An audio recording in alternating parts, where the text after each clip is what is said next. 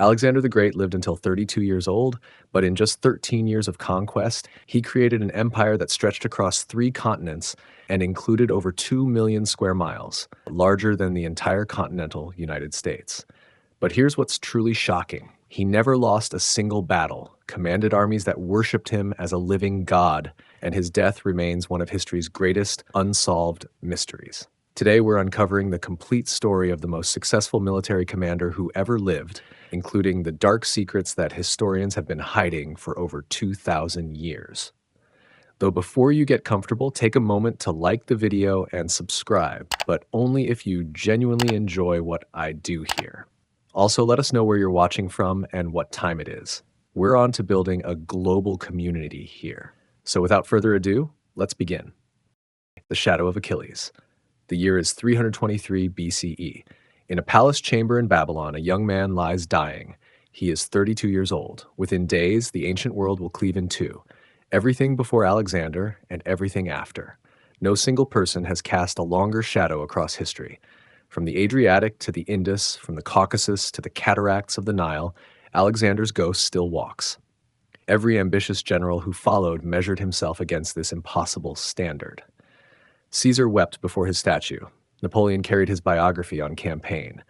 Even today, from Afghanistan to Egypt, local legends speak of Iskander, the golden conqueror who passed through their lands like a storm. But who was Alexander? The sources present a maze of contradictions. We have no contemporary accounts. Not one word written during his lifetime survives. What we possess comes from centuries later. Arrian wrote 400 years after Alexander's death. Plutarch, 300. Diodorus and Curtius fall somewhere between. Each author had agendas. Each filtered Alexander through the lens of their own time.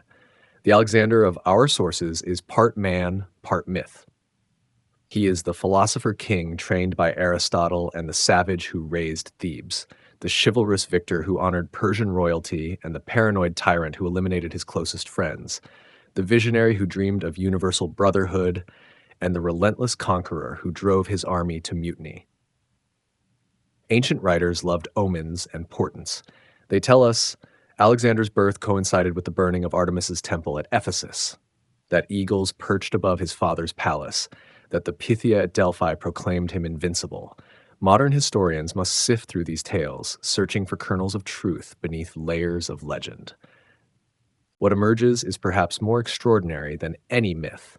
A Macedonian prince who conquered the known world before his 33rd birthday, a military genius who never lost a battle, a leader who inspired such devotion that his soldiers followed him across deserts and mountains, through unknown lands to the edge of the world.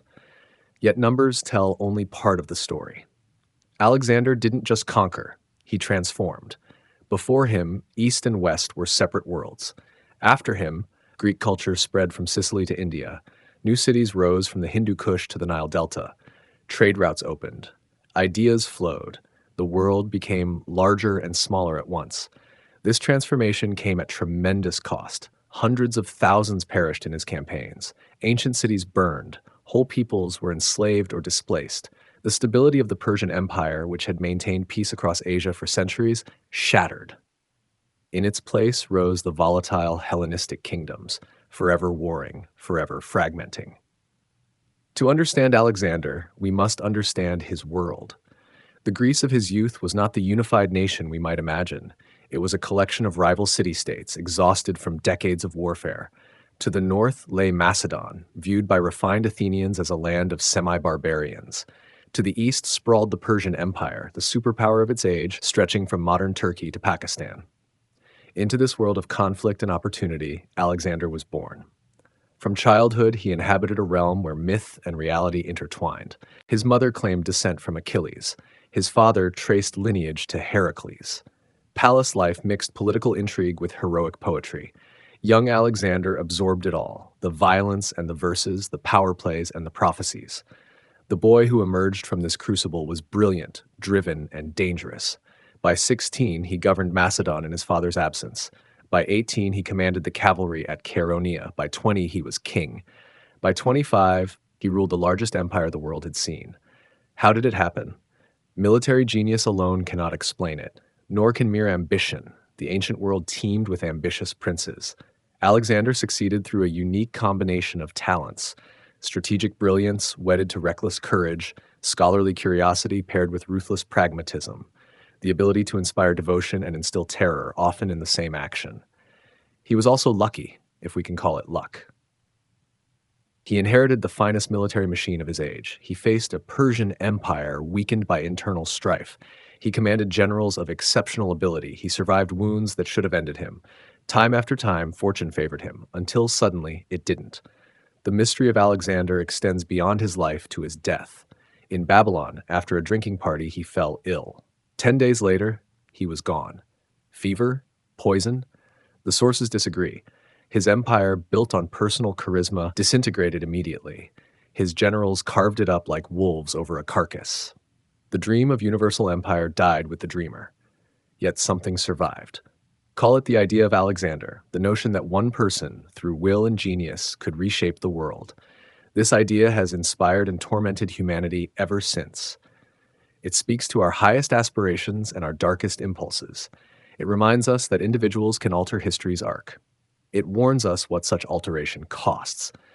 To study Alexander is to wrestle with fundamental questions. What drives human ambition?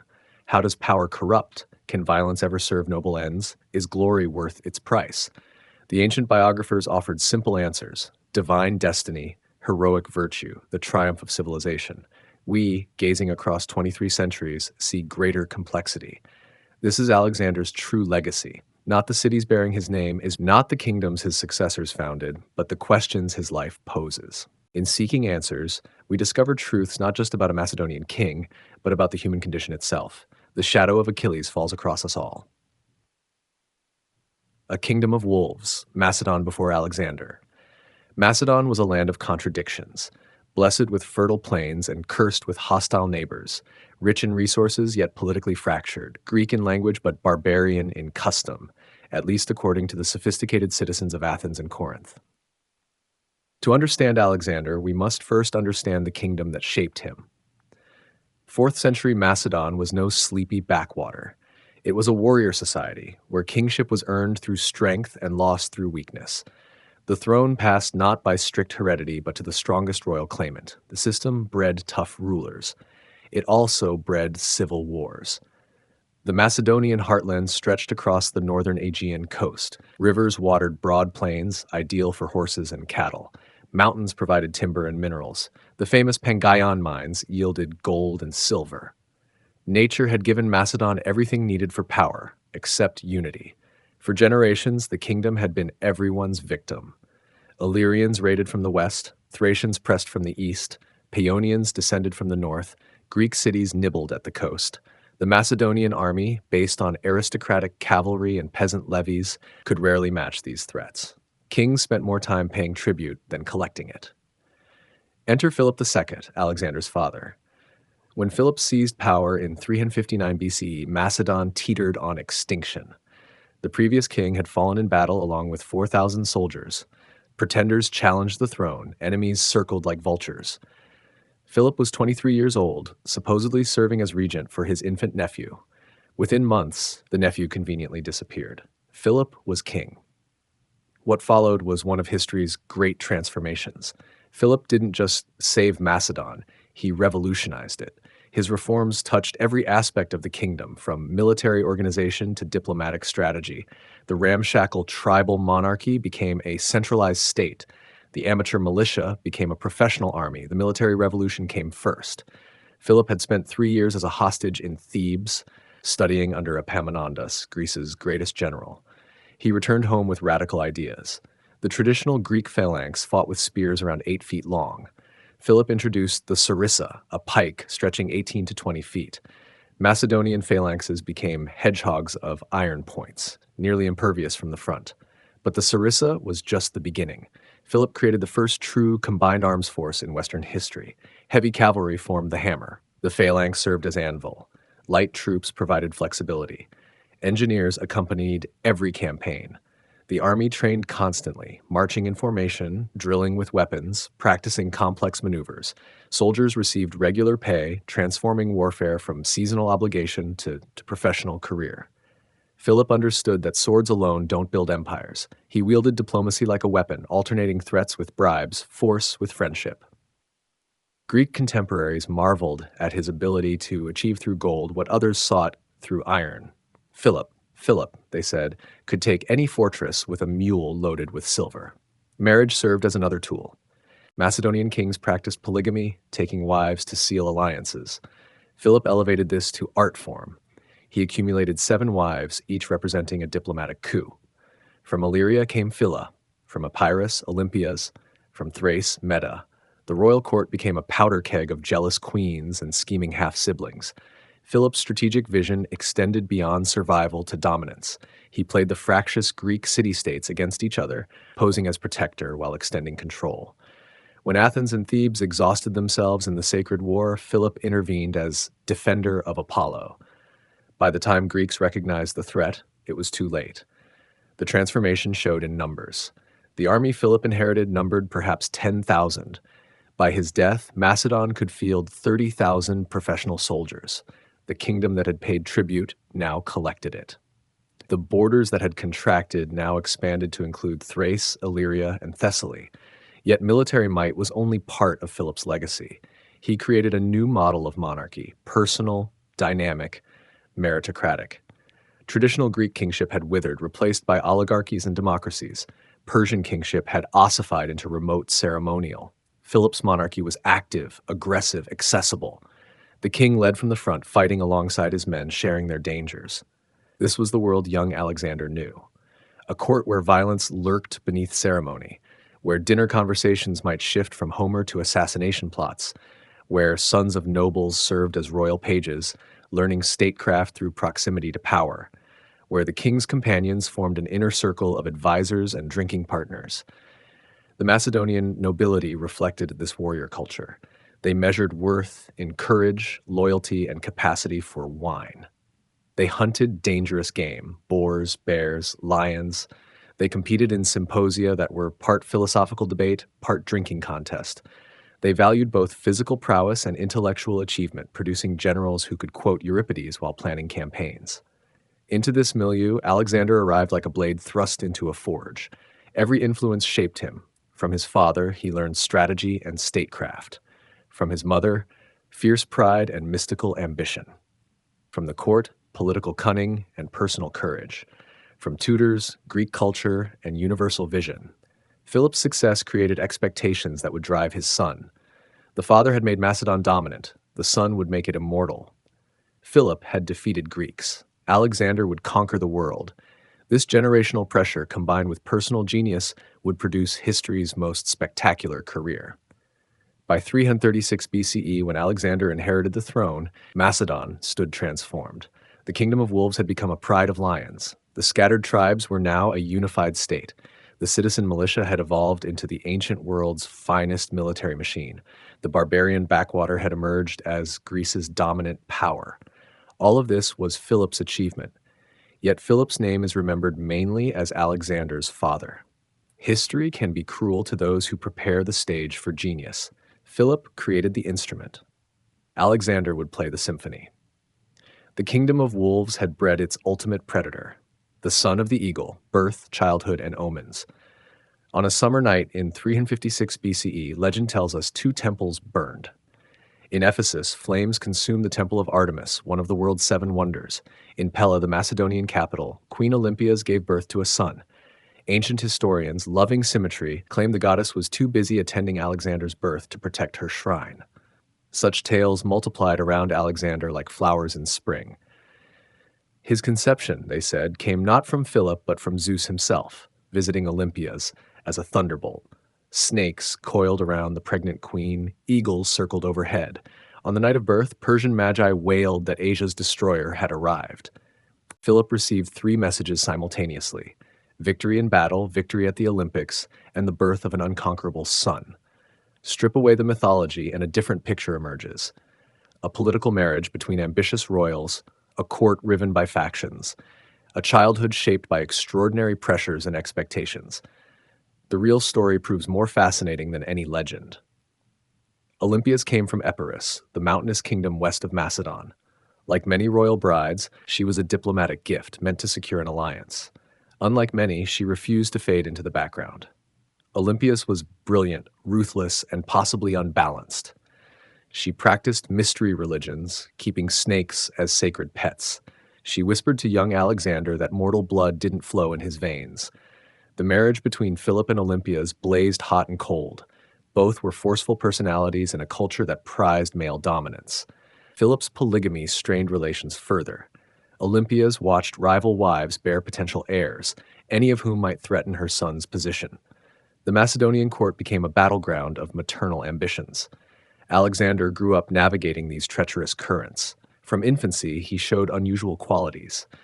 While other children played with toys, Alexander interrogated Persian ambassadors about road distances and tribal customs.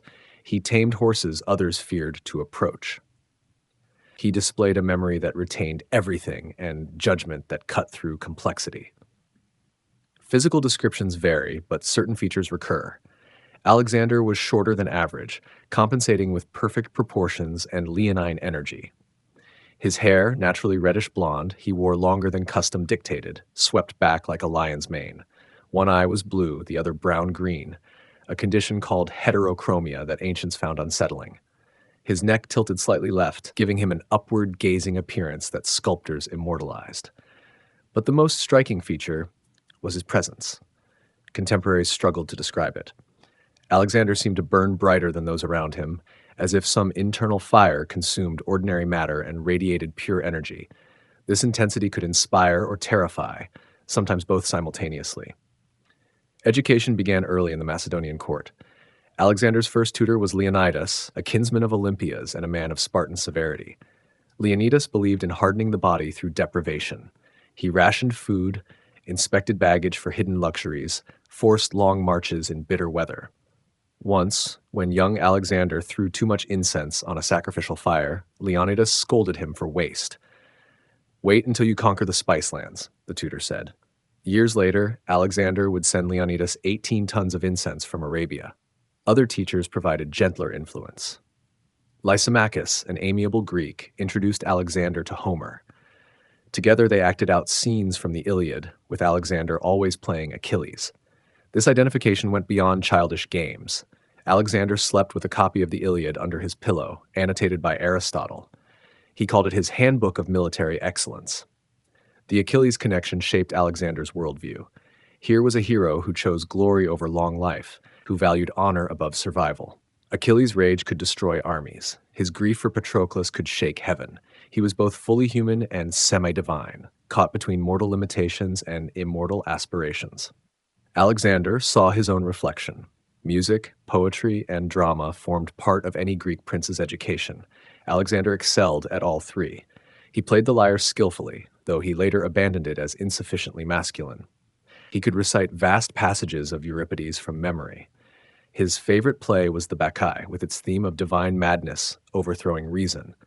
Physical training matched intellectual development.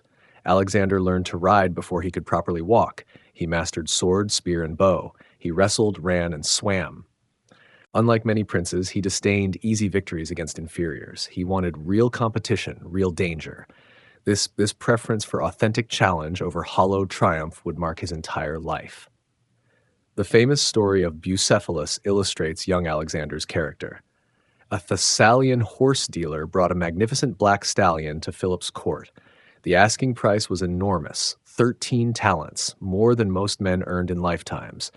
But the horse was unrideable, rearing and striking at anyone who approached. Philip ordered the beast removed. Alexander, perhaps 12 years old, protested, "What a horse they're losing," simply because they lacked the courage to handle him. Philip challenged his son to do better. Alexander approached the terrified animal, having noticed what others missed. The horse feared its own shadow. By turning Bucephalus toward the sun, Alexander eliminated the shadow. He spoke soothingly, stroked the powerful neck, then vaulted aboard. Horse and boy flew across the plain while the court held its breath. They returned at full gallop, Alexander in complete control. Philip wept with pride and perhaps foreboding. "My son," he said, "seek another kingdom. Macedon is too small for you." Bucephalus became Alexander's mount for the next 18 years, carrying him from Greece to India. The bond between them transcended the usual relationship of rider and horse. When Bucephalus finally died of age and wounds, Alexander founded a city in his honor. Even in this, the adult fulfilled patterns established in youth. Stories accumulated around the growing prince, eagles landed on his shoulders, snakes coiled harmlessly around his limbs, prophecies proclaimed his future greatness. How many were later inventions retrofitted to explain the inexplicable? Perhaps all, perhaps none. What matters is that Alexander grew up surrounded by expectations of destiny. This atmosphere of inevitable greatness might have crushed a weaker personality. Alexander absorbed it, metabolized it, made it fuel for his ambitions. Every omen became a promise to fulfill. Every prophecy demanded actualization. The child who played Achilles would surpass his hero. The boy who tamed the untamable horse would ride beyond the sunrise. Yet childhood, even legendary childhood, must end. As Alexander entered adolescence, the games grew deadlier, the stakes higher. The prince who would be God King was about to meet the philosopher who would teach him to think like a mortal. The mind behind the conqueror, Tudor Age under Aristotle. In 343 BCE, the most powerful king in Greece sent for the finest mind in Greece. Philip needed a tutor for his 13-year-old heir. He chose Aristotle, a 41-year-old philosopher whose own teacher, Plato, had recently died. The meeting of these two intellects, the future world conqueror and the future father of logic, would shape the course of human history. Aristotle came from Stagira, a Greek city Philip had destroyed and then rebuilt at the philosopher's request. This combination of power, acknowledging wisdom, set the tone for what followed. Philip didn't want a conventional tutor who would flatter his son. He wanted someone who could challenge Alexander intellectually while preparing him for kingship. The school was established at Mysa, a pastoral retreat in the Macedonian hills. Here, among gardens and covered walkways away from court intrigue, education could proceed undisturbed. Alexander wasn't the sole pupil. Sons of prominent nobles joined him: Ptolemy, Cassander, Hephaestion. These boys would become Alexander's generals, governors, and successors. The bonds formed at Mysa would endure through conquests and eventually tear apart in civil wars. Aristotle's curriculum ranged across all human knowledge: politics, ethics, metaphysics, biology, medicine, geography. Nothing was excluded. But this was no abstract academic exercise. Every lesson aimed at creating not just a thinker, but a ruler.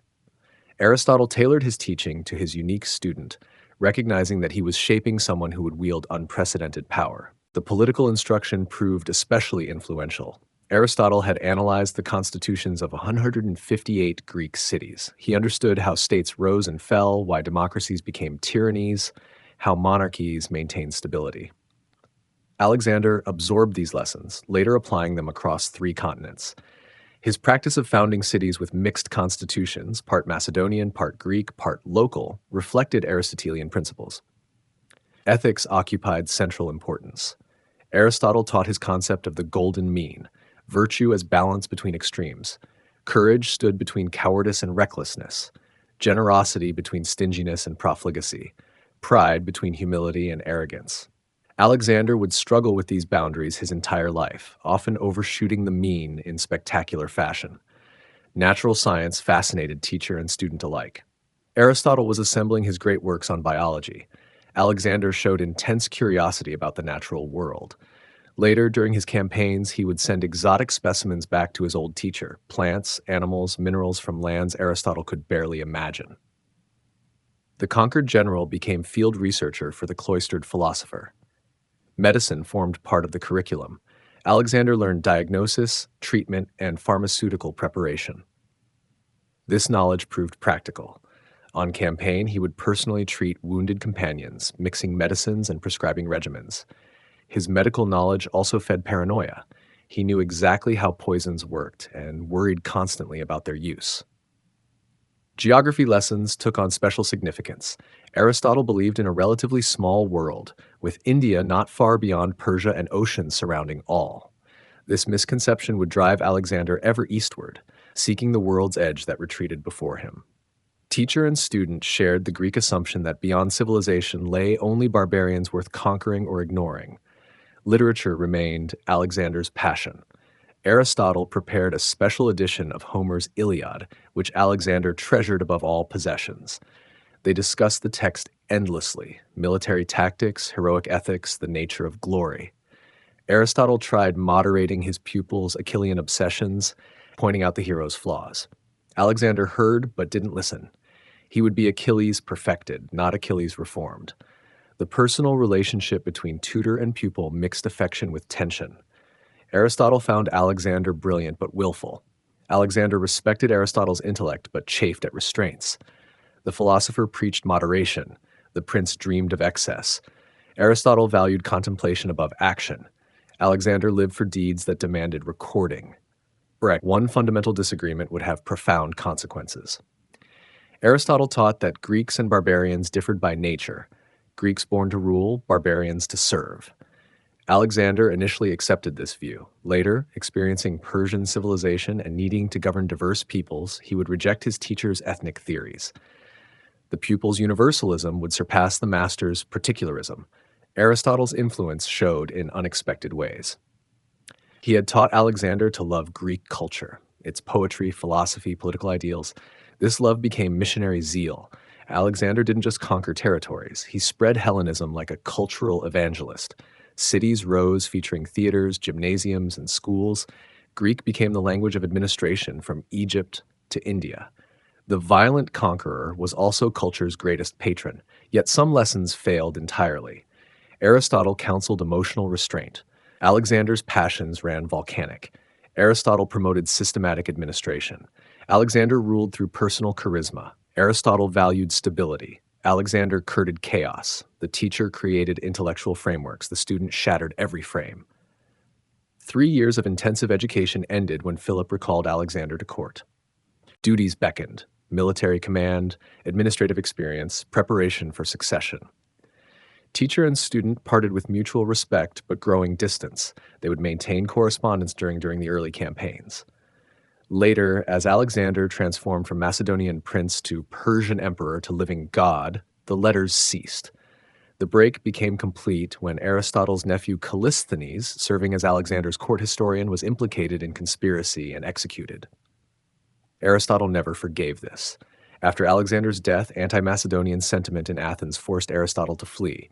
He died a year later, perhaps by poison, perhaps by despair at the world his pupil had created and destroyed. What did Mieza ultimately produce? Not the philosopher king Plato had imagined. Not the moderate constitutional monarch Aristotle intended. Instead, something unprecedented, a man of supreme action guided by intellectual curiosity. Alexander would commission scientists, patronize artists, debate philosophers, all while conquering nations. He combined the life of mind with life of sword in ways that shouldn't have been possible. The boy who entered Mieza was already extraordinary. The young man who emerged was armed with every tool Greek civilization could provide. Philosophy had sharpened his intellect without dulling his ambition. Education had broadened his vision without softening his will. Aristotle gave Alexander the world's wisdom. Alexander would use it to take the world itself. Regent at 16, hero at 18, early prowess. Power came early to Alexander. At 16, while Philip campaigned against Byzantium, the king left his son as regent of Macedon. This was no ceremonial position. Real authority rested in teenage hands. Enemies tested the boy immediately. The Mede, a Thracian tribe, chose this moment for rebellion. They calculated that a child regent would prove easy prey. They calculated wrong. Alexander raised troops, marched north, and struck with devastating speed. The Mede expected negotiations or hesitation. They got neither. Alexander crushed their army, captured their capital, and expelled the population. Where a tribal settlement had stood, Alexander founded his first city, Alexandropolis. The name announced ambitions that would echo across continents. At an age when most princes studied rhetoric, Alexander was already reshaping geography. The boy who played at being Achilles had begun creating his own epic. This early campaign revealed patterns that would mark every future victory. First, the unexpected speed. Alexander moved faster than enemies thought possible, appearing where he shouldn't be, striking before defenses could organize. Second, the decisive brutality. No half measures, no gradual escalation. Total victory or nothing. Third, the constructive aftermath. Destruction followed by creation. Where others saw conquest as ending, Alexander saw it as beginning. Philip returned to find Macedon secure and expanded, pride mixed with concern. The son hadn't just maintained order, he had exceeded the father's achievements at that age. Competition between them, always present, sharpened. They were king and heir, father and son, but increasingly, they were rival alphas in a pack that could hold only one. 2 years later came the battle that would define Alexander's military reputation before he was king. The Sacred War had exhausted central Greece. Thebes and Athens, former enemies, allied against the growing Macedonian threat. Philip marched south with 30,000 infantry and 3,000 cavalry. At Chaeronea in Boeotia, the combined Greek forces made their stand. The Battle of Chaeronea would end Greek independence forever. On one side stood the citizen soldiers of the city-states, fighting for freedom as their ancestors had at Marathon and Thermopylae. On the other, Philip's professional military machine, disciplined and innovative. The outcome seems inevitable in hindsight. At the time, it hung on individual moments of courage and genius. Philip commanded the Macedonian right wing. Alexander, at 18, led the companion cavalry on the left. Facing him stood the sacred band of Thebes, 300 warriors bound by oath and love, undefeated for 40 years. They formed Thebes' elite, paired lovers who would die before showing cowardice to their partners. Legend made them invincible. Alexander would make them history. The battle unfolded as a deadly dance. Philip's wing deliberately retreated, drawing the Athenians forward, stretching their line. A gap opened between Athens and Thebes. Into this gap, Alexander struck. The companion cavalry smashed through like a spear thrust, then wheeled to take the sacred band from flank and rear. What followed was annihilation. The sacred band fought to the last man, choosing death over dishonor. Ancient sources describe Alexander in the thick of combat, his blade dripping, his voice rallying the companions to greater slaughter. When dust settled, the cream of Theban military lay dead. The 18-year-old prince had destroyed Greece's most feared warriors. Victory at Chaeronea made Philip master of Greece. But everyone knew who had struck the decisive blow. In the victory monuments, Alexander featured prominently. Athens sent him as part of the embassy seeking terms. The boy who had shattered their hopes was someone they needed to understand and placate. Philip used victory with calculated moderation. No massacres, no mass enslavements. Instead, he organized the League of Corinth, uniting Greek states under Macedonian hegemony. The stated purpose, a pan-Hellenic crusade against Persia. The real purpose, channeling Greek energy outward rather than against Macedon. Alexander watched and learned generosity could be another form of conquest. Yet beneath diplomatic successes, the relationship between Philip and Alexander deteriorated. Success had made the son impatient for his own command. Age had made the father determined to retain power. They were too similar for comfort, too ambitious for coexistence. The court split into factions. Some supported the proven king, others whispered that the future belonged to the prince. Tensions exploded at an unexpected moment. Philip announced his marriage to Cleopatra, a young Macedonian noblewoman. This wasn't unusual. Philip collected wives like some men collected horses. But Attalus, Cleopatra's uncle, made a fatal error during the wedding feast. He prayed for a legitimate heir from the marriage. The insult was clear. Alexander, son of the foreign Olympias, was being called illegitimate. Alexander hurled his cup at Attalus. "What am I then? A bastard!" Philip, drunk and furious, drew his sword on his own son. Rising too quickly, the king stumbled and fell. Alexander's mockery rang through the hall. "Look, men who would cross from Europe to Asia can't cross from couch to couch." That night, Alexander and Olympias fled to Epirus. The heir apparent was now in exile. For months, Macedon tottered on the edge of civil war. Father and son had become open enemies. Only careful diplomacy by family friends achieved reconciliation. Alexander returned, but trust was shattered. Both men now knew that only one could ultimately survive. During this period of early prowess, Alexander's character crystallized. The boy regent showed he could rule. The cavalry commander proved he could win battles. The exile demonstrated he would bow to no one, not even his father. Every test strengthened him. Every victory increased his confidence. Every challenge revealed new capabilities. Friends from this period would remain lifelong companions. Hephaestion, closest of all, who understood Alexander's dreams and demons.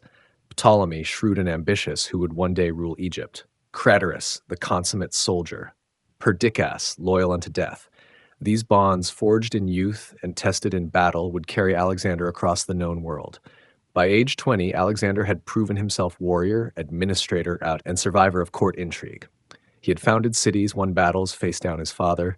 He commanded loyalty from Macedon's finest young nobles. He burned with ambition that Macedon couldn't contain. All he lacked was a crown. That lack would soon be remedied in the most dramatic fashion possible. The Wolf's Den, family drama, and exile. The Macedonian royal court in 337 BCE resembled a viper's nest more than a palace. Every marriage alliance created new enemies, every birth threatened existing heirs, every feast might end in blood. Into this toxic environment, Philip introduced his seventh wife, Cleopatra Eurydice, a Macedonian noblewoman decades younger than himself. This marriage differed from Philip's previous diplomatic unions. Cleopatra was Macedonian, not foreign. Young and fertile, not a political necessity. Her uncle Attalus commanded significant military forces. Together, they represented a faction that had long resented Olympias' influence and Alexander's un-Macedonian affectations. Olympias watched this development with rage that she barely concealed. For 20 years, she had protected Alexander's position through cunning and intimidation. Now, at the moment of triumph, with Philip planning the great Persian expedition, a new queen threatened everything. If Cleopatra bore a son, a pure Macedonian heir, where would that leave Alexander? The wedding feast exploded into violence.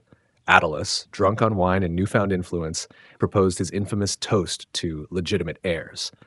The insult struck at Alexander's core identity. His mother came from Epirus, making him half foreign in xenophobic eyes. Worse, Olympias' mystic practices and claims of divine conception gave enemies ammunition to question his paternity. Alexander's cup struck Attalus before anyone could react. Words flew, then fists. Philip, intoxicated and enraged that his son would disrupt the celebration, drew his sword. The king who had conquered Greece now staggered toward his heir with naked blade. Wine and fury betrayed him. Philip crashed to the floor, tangled in his own robes. "Look," Alexander announced to the horrified court, "the man who would stride from Europe to Asia can't make it from one couch to another." The mockery sealed the breach. By morning, Alexander and Olympias had vanished. She fled to her brother in Epirus. Alexander sought refuge in Illyria, among people his father had spent years subduing. The heir to Macedon's throne was now sheltering with Macedon's enemies. For Philip, the situation was intolerable. His carefully planned Persian expedition required stability. Greek states, forcibly united in the League of Corinth, watched for signs of weakness. Persian gold flowed to anyone willing to cause trouble. A succession crisis would destroy everything Philip had built. Yet pride prevented easy reconciliation. Father and son had drawn weapons against each other. Such breaches in a society that valued honor above life didn't heal quickly. Philip proceeded with preparations, but observers noted his distraction. The great strategist was fighting a war on the home front. Olympias proved even more dangerous in exile. From Epirus, she whispered poison in her brother's ear. King Alexander of Epirus had his own grievances against Philip. Hadn't Philip used and discarded his sister? Wasn't Macedon's growing power threatening Epirus? Seeds of resentment found fertile soil. Young Alexander, meanwhile, turned exile into opportunity. In Illyria, he studied terrain he would later campaign through. He built relationships with tribal leaders who controlled mountain passes. He presented himself as a prince wronged, not a rebel son. Even in disgrace, he was preparing for power. The crisis might have spiraled into civil war. Macedon's history was littered with succession disputes that tore the kingdom apart. But cooler heads prevailed. Demaratus of Corinth, a family friend respected by both sides, undertook shuttle diplomacy. He reminded Philip that while he organized all Greece, he couldn't organize his own household. The logic was irrefutable. Philip needed Alexander, not just as heir. Macedonian custom allowed designation of any royal male. He needed Alexander's military talents for the Persian campaign. The boy had proven himself at Chaeronea. Veterans would follow him. Greeks respected him. Whatever the personal cost, political necessity demanded reconciliation. Negotiations proved delicate. Alexander wouldn't apologize. Philip wouldn't admit fault. Instead, they agreed to resume formal relations without addressing underlying grievances. Alexander returned to Pella. Olympias remained in Epirus, nursing grudges and planning revenge. The reconciliation was performance, not reality. Father and son attended court together, participated in ceremonies, discussed the coming campaign. But warmth had fled. They were allies of necessity, not affection. Both knew this arrangement was temporary. Only one question remained. Temporary until when? Philip tried to heal other breaches. His treatment of Olympias had alienated her brother, the king of Epirus. Solution? Offer Princess Cleopatra, Philip and Olympias's daughter, Alexander's full sister, as bride to her uncle. The marriage would bind Epirus back to Macedon, never mind the incestuous overtones. Royal blood had its own rules. The wedding was scheduled for summer 336 BCE at Hak-Ige, Macedon's ancient capital. Philip spared no expense. This would demonstrate Macedonian power and prosperity. Greek ambassadors would attend, Persian spies would report back. The world would see Philip at his peak, ready to launch history's greatest expedition. Alexander participated dutifully. He stood where directed, smiled when appropriate, played the loyal heir. But those who knew him saw the tension. His eyes tracked every movement. His hand stayed near his sword. He trusted nothing and no one. Olympias remained officially unwelcome, but hardly inactive. Her agents circulated through the crowd. Her messages reached sympathetic ears. 20 years of court intrigue had taught her patience. She had waited this long for revenge. She could wait a little longer. The wedding showcased Philip's achievements. 12 Olympian gods processed in golden splendor. A 13th statue representing Philip himself joined them, a bold statement of divine aspirations. Choruses sang his victories. Poets proclaimed his glory. Tomorrow, advance forces would cross to Asia. The Great War would begin. Yet beneath celebration lurked unease. Oracles had spoken troubling words. The bull is garlanded. The end is near. The sacrificer is at hand. Philip dismissed such warnings. Oracles always spoke in riddles. Success required boldness, not superstition. On the wedding's second day, Philip prepared for his greatest entrance. He would walk into the packed theater unguarded, demonstrating fearlessness. Alexander and the new bridegroom would flank him initially, then drop back. Philip would stand alone, receiving acclaim, embodying Macedonian invincibility. The plan required precise timing. Guards would remain outside. The royal party would enter in careful sequence. Philip had orchestrated countless ceremonies. This one would surpass them all. As dawn broke over Aegae, the king who had transformed Macedon prepared for his final performance. The king is dead. Long live the king, assassination and ascension. Dawn came blood-red over Aegae on that summer morning in 336 BCE. Philip had dismissed the omens, the prophecies, the whispered warnings, the theater filled with dignitaries from across Greece. The king who would conquer Persia prepared for his grand entrance. Within minutes, he would be dead. The assassin was Pausanias, a young noble from the bodyguard. Years before, he had been Philip's lover, common practice in Macedonian court culture. But Pausanias had been brutally wronged by Attalus, the same man whose toast had driven Alexander to exile. When Pausanias sought justice, Philip had dismissed his complaints. Personal grievance festered into murderous rage. Or so the simple version claims. The deeper truth vanishes in historical shadow. Did Pausanias act alone? Who enabled a bodyguard to approach the king with a concealed blade? Why were horses waiting for his escape? The questions multiply. The answers die with the conspirators. Philip entered the theater as planned. Alexander and the bridegroom fell back, leaving the king to walk alone between white-robed guards. Pausanias struck between heartbeat and breath. A Celtic dagger, sharp as hatred, pierced between ribs. Philip staggered, turned, saw his killer's face. Recognition flickered, then darkness. Chaos erupted. Guards rushed in, crowds scattered. Pausanias ran for the waiting horses. He might have escaped, but fate or planning intervened. He tripped on a vine root. Before he could rise, spears from Alexander's companions pierced him through. Dead men tell no tales. Alexander's reaction was instantaneous and perfect. No shock, no hesitation. While others panicked, he took control.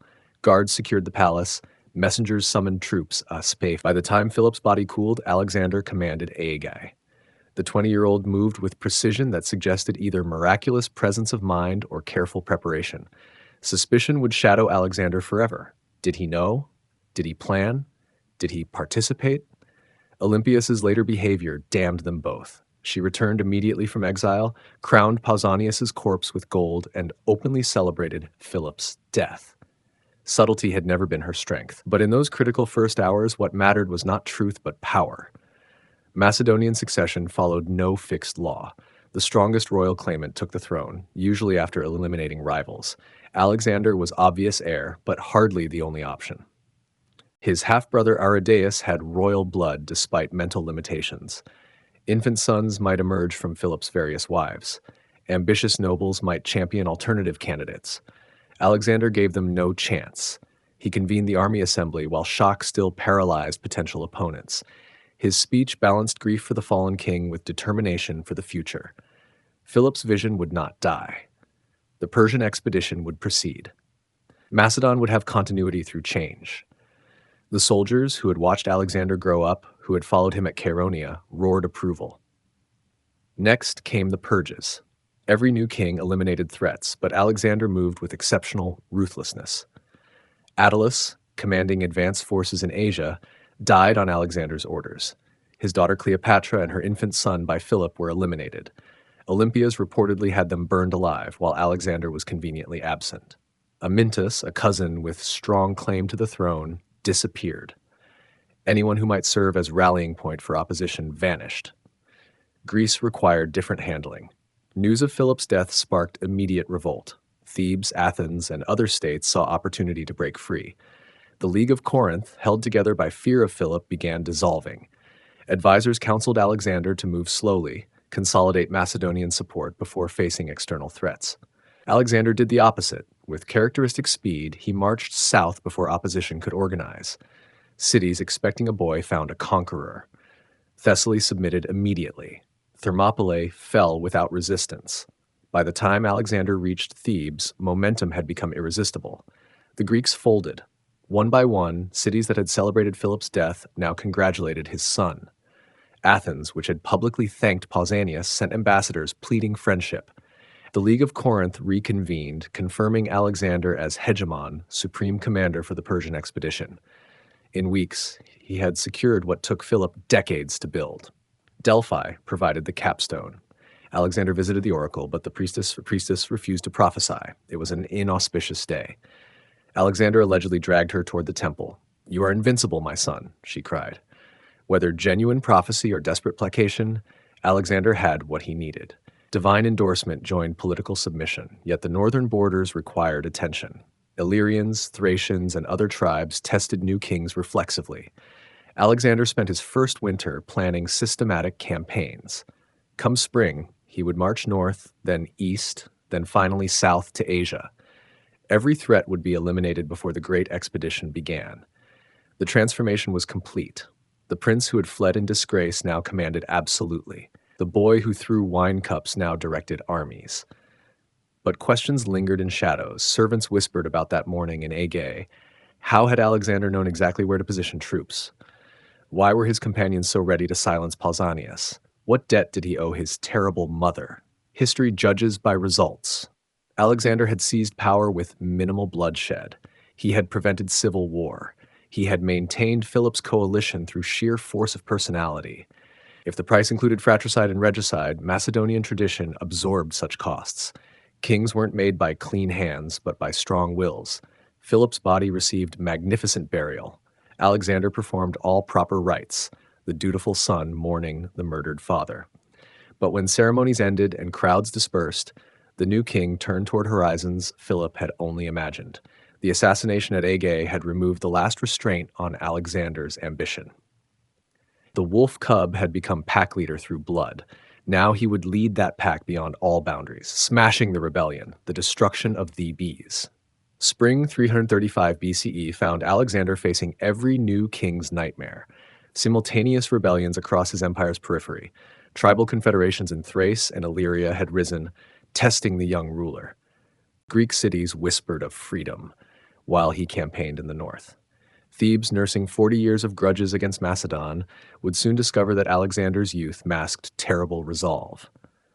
The northern campaign showcased Alexander's evolving genius. At the Haemus Pass, Thracian tribes had fortified heights and prepared wagons to roll down on ascending Macedonians. Alexander ordered his men to lie flat. locking shields overhead.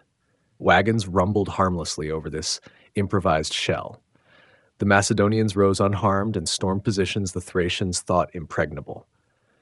Against the Tribalians near the Danube, Alexander demonstrated strategic flexibility. When they retreated to a river island, he ferried troops across at night on improvised hide boats. The psychological impact of Macedonians appearing impossibly on the far bank broke resistance without major battle. Alexander sacrificed to Zeus and the river itself, understanding that reputation could win what swords made costly. But it was against the Illyrian king Cleitus that Alexander faced his gravest early crisis. Caught between hostile forces in narrow valley terrain, outnumbered and nearly surrounded, the Macedonians seemed trapped. Lesser commanders might have panicked. Alexander turned disadvantage into opportunity through a series of complex maneuvers, drilling his phalanx in full view of enemies, creating threatening formations that never quite attacked. He mesmerized opposition forces. When they relaxed their guard, confused by these martial dances, Alexander struck at night. The Illyrians fled in disorder. The boy who had learned from Aristotle was applying lessons in psychological warfare. These northern victories should have secured Macedonia's borders for years. But during Alexander's absence, false rumors of his death had spread southward. Greek cities, especially Thebes, chose to believe what they wished to hear. Democracy exiles funded by Persian gold returned to Thebes proclaiming liberation. The city expelled its Macedonian garrison and declared independence.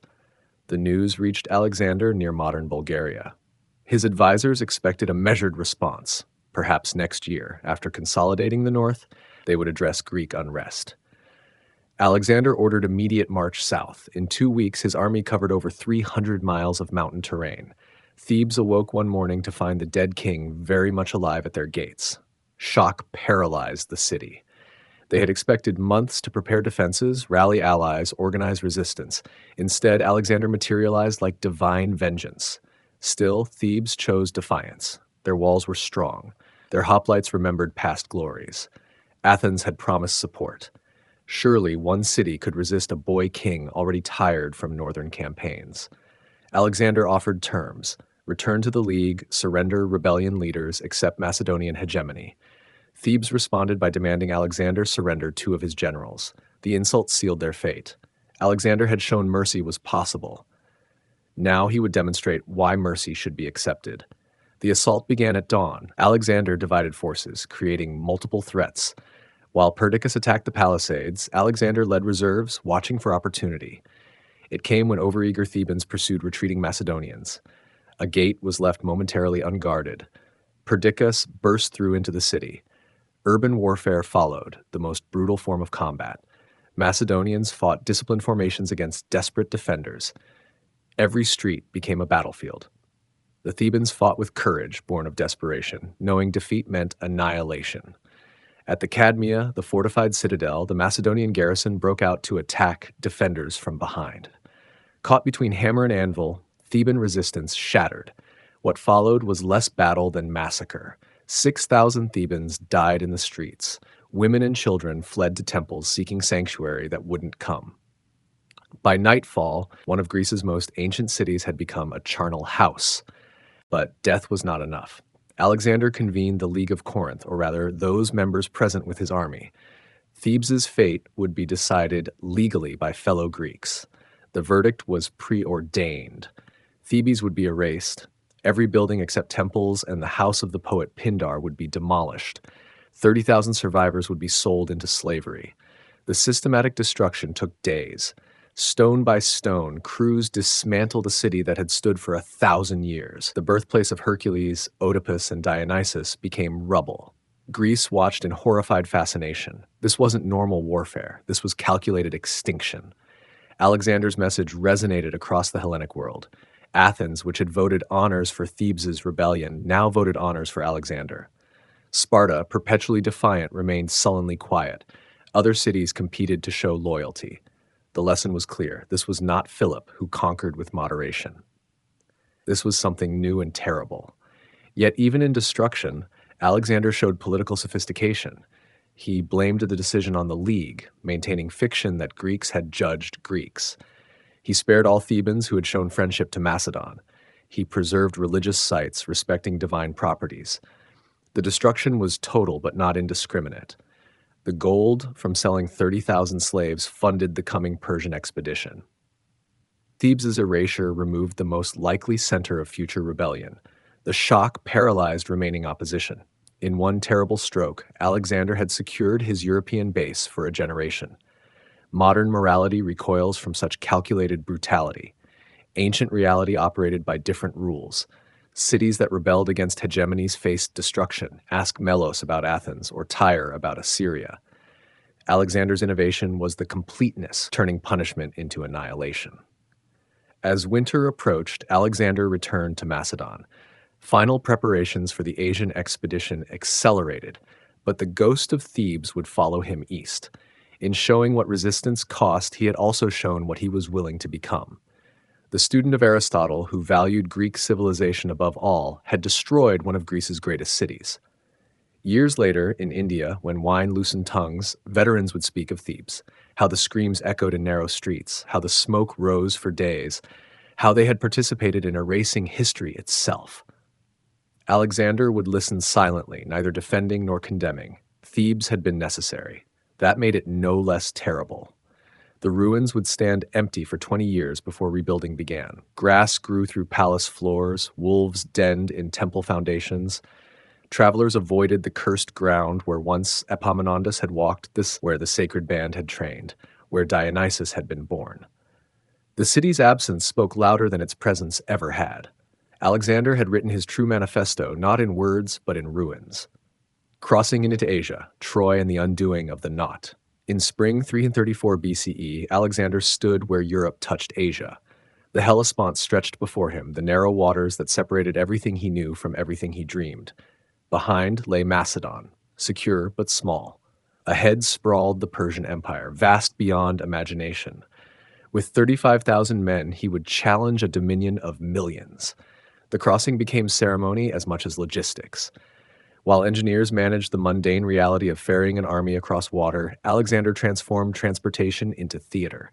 He sacrificed to Poseidon mid-strait, pouring libations from golden bowls. Approaching the Asian shore, he hurled his spear into the beach, claiming the continent as spear-won territory. First landfall was Troy, or what remained of it. The city of Priam had dwindled to a minor settlement trading on ancient glory. But Alexander came seeking not the present, but the past. Here Achilles had fought. Here Greeks and Trojans had contested for 10 years. Here East and West had first collided in the Western imagination. Alexander and Hephaestion enacted a scene from sacred mythology. At the supposed tombs of Achilles and Patroclus, they stripped naked, ran races, and laid wreaths. Alexander traded his armor for ancient weapons, allegedly from the Trojan War. The symbolism was explicit. He was Achilles reborn, launching a new chapter in the eternal conflict between Europe and Asia. Yet, this was more than mere theater. By honoring both Greek and Trojan heroes, Alexander signaled something unprecedented. He came not just as conqueror, but as reconciler. Unlike his Homeric predecessor, he would build rather than burn. The visit to Troy announced a new kind of warfare where victory meant transformation, not just domination. From Troy, the army marched east toward their first real test. Persian satraps had gathered forces at the Granicus River. This was still proxy warfare, local governors defending their provinces, not the great king himself. But the stakes were absolute. Defeat here would end the expedition before it truly began. Victory would open Anatolia. Between sacred theater at Troy and practical slaughter at the Granicus, Alexander encountered a knot that would define his approach to impossible problems. At Gordium, ancient capital of Phrygia, sat an ox cart tied to a post with an intricate knot of cornel bark. Legend promised that whoever untied it would rule Asia. The Gordian knot had defeated centuries of attempts. The rope, weathered and fused, showed no visible beginning or end. Previous conquerors had fumbled with it before departing in frustration. Alexander studied the puzzle while his officers waited. This was a test of more than patience. It was a challenge to his destiny. What happened next depends on which source you trust. Some say Alexander found the ends cunningly hidden and worked them free. Others insist he drew his sword and sliced through the tangle, declaring, "It matters not how the knot is loosed." Both versions may be propaganda. What matters is what everyone believed. Alexander had fulfilled the prophecy through either intelligence or audacity. The incident crystallized Alexander's approach to obstacles. Faced with impossibility, change the rules. When tradition binds, cut through it. Where others see insoluble complexity, create new simplicity. The knot was metaphor for everything that followed. Persia was a knot of nations. Alexander would slice through it. Integration of East and West was impossible. Alexander would make it reality through will. Moving south from Gordium, Alexander demonstrated strategic patience. Rather than racing inland toward Persia's heartland, he methodically secured the Anatolian coast. This denied the Persian fleet bases while protecting his own supply lines. Each city received tailored treatment. Greek settlements were liberated with democratic governments restored. Non-Greek cities that submitted received generous terms. Those that resisted faced siege. At Halicarnassus, Alexander encountered serious resistance for the first time. The city, fortified and defended by Greek mercenaries under Memnon of Rhodes, required formal siege. Alexander deployed the full machinery of Macedonian warfare: siege towers, catapults, rams. The defense was equally sophisticated, with sorties, countermining, and incendiary attacks. The siege showcased another pattern that would recur. When walls finally broke, Alexander led the assault personally. This wasn't the behavior of most generals who directed from safety. Alexander fought in the breach, risking everything alongside common soldiers. It was magnificent leadership. It was also insane. One arrow, one spear thrust, and the entire expedition would collapse. Halicarnassus fell, but Memnon escaped by sea. This highlighted a persistent problem. As long as Persia controlled the waves, Alexander's conquests remained vulnerable. His solution was counterintuitive genius. He disbanded his own fleet. Rather than contest Persian naval supremacy directly, he would capture every port, making enemy ships homeless. The sea would be conquered from land. Winter quarters in Caria allowed consolidation. Alexander appointed Ada, the deposed queen, as satrap. She adopted him as her son, giving legitimacy to his rule. This became another pattern, using local authority to validate Macedonian power. Unlike previous conquerors who imposed foreign systems, Alexander adapted to local traditions while maintaining ultimate control. As spring 333 approached, Alexander had transformed from invader to established presence. The western third of Anatolia acknowledged his authority. Greek cities celebrated him as liberator. Persian resistance seemed disorganized, limited to local initiatives. The mighty empire that had threatened Greece for centuries appeared surprisingly fragile. Yet this was illusion. So far, Alexander had faced only provincial forces. The great king himself, Darius III, was finally mobilizing. The real Persian army, hundreds of thousands strong, drawn from across the empire, was marching west. The preliminary rounds were ending. The main event approached. Looking back at these early months reveals Alexander evolving from Macedonian king to something unprecedented.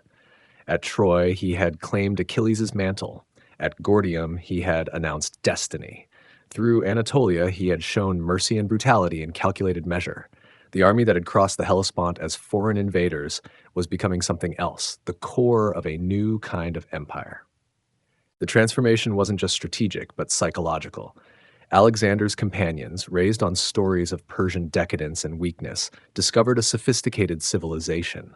Persian administrators often proved more competent than their Greek replacements. Persian culture, far from being barbaric, showed refinements that made Macedon seem primitive. Alexander absorbed these lessons faster than his followers. Where they saw temporary conquest, he envisioned permanent fusion. Where they expected to plunder and return home, he planned to build and remain. The spear thrown into Asia's beach had been not just claim, but commitment. There would be no turning back. As summer heat rose and reports arrived of Darius's approach, Alexander prepared for the collision that would determine whether he was merely another raider or history's transformer. The boy who had played at being Achilles was about to discover whether he could surpass his hero. The knot had been cut. Now came the test of whether the sword that cut it was strong enough to hold an empire together. The first test, Battle of the Granicus River. May 334 BCE brought Alexander to a river that would either baptize his legend or drown his ambitions. The Granicus flowed fast and deep through modern Turkey, its banks steep and treacherous. On the eastern shore waited 20,000 Persian cavalry and nearly as many Greek mercenaries, men determined to stop the Macedonian invasion before it truly began. The Persian satraps had chosen their ground well. Ancient military wisdom decreed that rivers made excellent defensive positions. Attacking across water meant disorder, exhaustion, vulnerability. Cavalry would struggle through current and mud. Infantry formations would dissolve. The Persians expected Alexander to camp, search for better crossing points, perhaps negotiate. They expected wrong. Alexander arrived at the Granicus in late afternoon. His scouts reported the enemy positions. Cavalry lined the bank, mercenary infantry stationed behind on rising ground. Parmenion, Philip's old general and voice of caution, advised waiting. Attack at dawn, he suggested. Find a ford upstream. Anything but a direct assault against prepared positions as daylight faded. I would be ashamed, Alexander replied, having crossed the Hellespont to be stopped by a mere stream. The words revealed more than bravado. Psychological warfare had begun. The Persians expected conventional thinking. Alexander would give them chaos. The Macedonian order of battle reflected hard-learned lessons. Alexander commanded the companion cavalry on the right wing, the position of honor and decision. The phalanx formed the center, their sarissas creating a forest of iron points. Allied cavalry and light troops held the left, but this was deception. The real attack would come from Alexander himself, leading the elite isle directly at the strongest Persian concentration. As Macedonians formed up, Persian nobles recognized the trap too late. Their cavalry, excellent on open ground, now stood cramped on a riverbank. If they charged through water against formed infantry, they would be slaughtered. If they waited, they surrendered initiative. Their Greek mercenaries, the best troops present, were effectively spectators behind the mounted screen. Alexander opened with a feint. A small cavalry force under Amyntas splashed into the river, drawing Persian attention leftward. Arrows flew. Javelins answered. While Persians focused on this distraction, Alexander led the real assault. The companion cavalry, flower of Macedonian nobility, plunged into the Granicus at an oblique angle, aiming for perceived weak points. What followed was cavalry combat at its most brutal. In the water and up the muddy bank, horsemen clashed with a fury that shocked even veterans. This wasn't the stylized combat of heroes, but a melee where horses screamed, men drowned in shallow water, and noble lineages ended in mud. Alexander, conspicuous in white-plumed helmet, drew attacks like lightning to iron. The Persian strategy was simple. Eliminate the boy king, and the invasion dies with him. Spithridates, satrap of Lydia, broke through the guard and swung a battle axe at Alexander's head. The blade sheared through helmet, drawing blood. As Spithridates raised his axe for the ending blow, Cletus the Black's sword removed the Persian's arm. Rosaces, another noble, thrust a javelin through Alexander's breastplate. Alexander's return stroke opened the Persian from shoulder to waist. In minutes, the flower of Persian nobility was falling to Macedonian swords. The psychological impact exceeded the physical. These were the empire's leaders, men who ruled provinces larger than Greece, dying in muddy water to warriors they had dismissed as barbarians. The cavalry fight, though fierce, was brief. As Persian horsemen fell or fled, gaps opened. Through these gaps poured more Macedonians. The riverbank became a slaughter ground. Persian cavalry, trained for mobility, found themselves pressed against their own infantry. Panic spread faster than plague. Now came the battle's cruel phase. The Greek mercenaries, abandoned by fleeing Persian cavalry, formed defensive square. These were professionals who had fought across the Mediterranean. They expected quarter. The normal practice was to ransom or recruit such men. Alexander gave different orders. No mercy for Greeks who served against Greece. The phalanx advanced with mechanical precision. Sarissas created a hedge of death no armor could turn. The mercenary square compressed, contracted, died.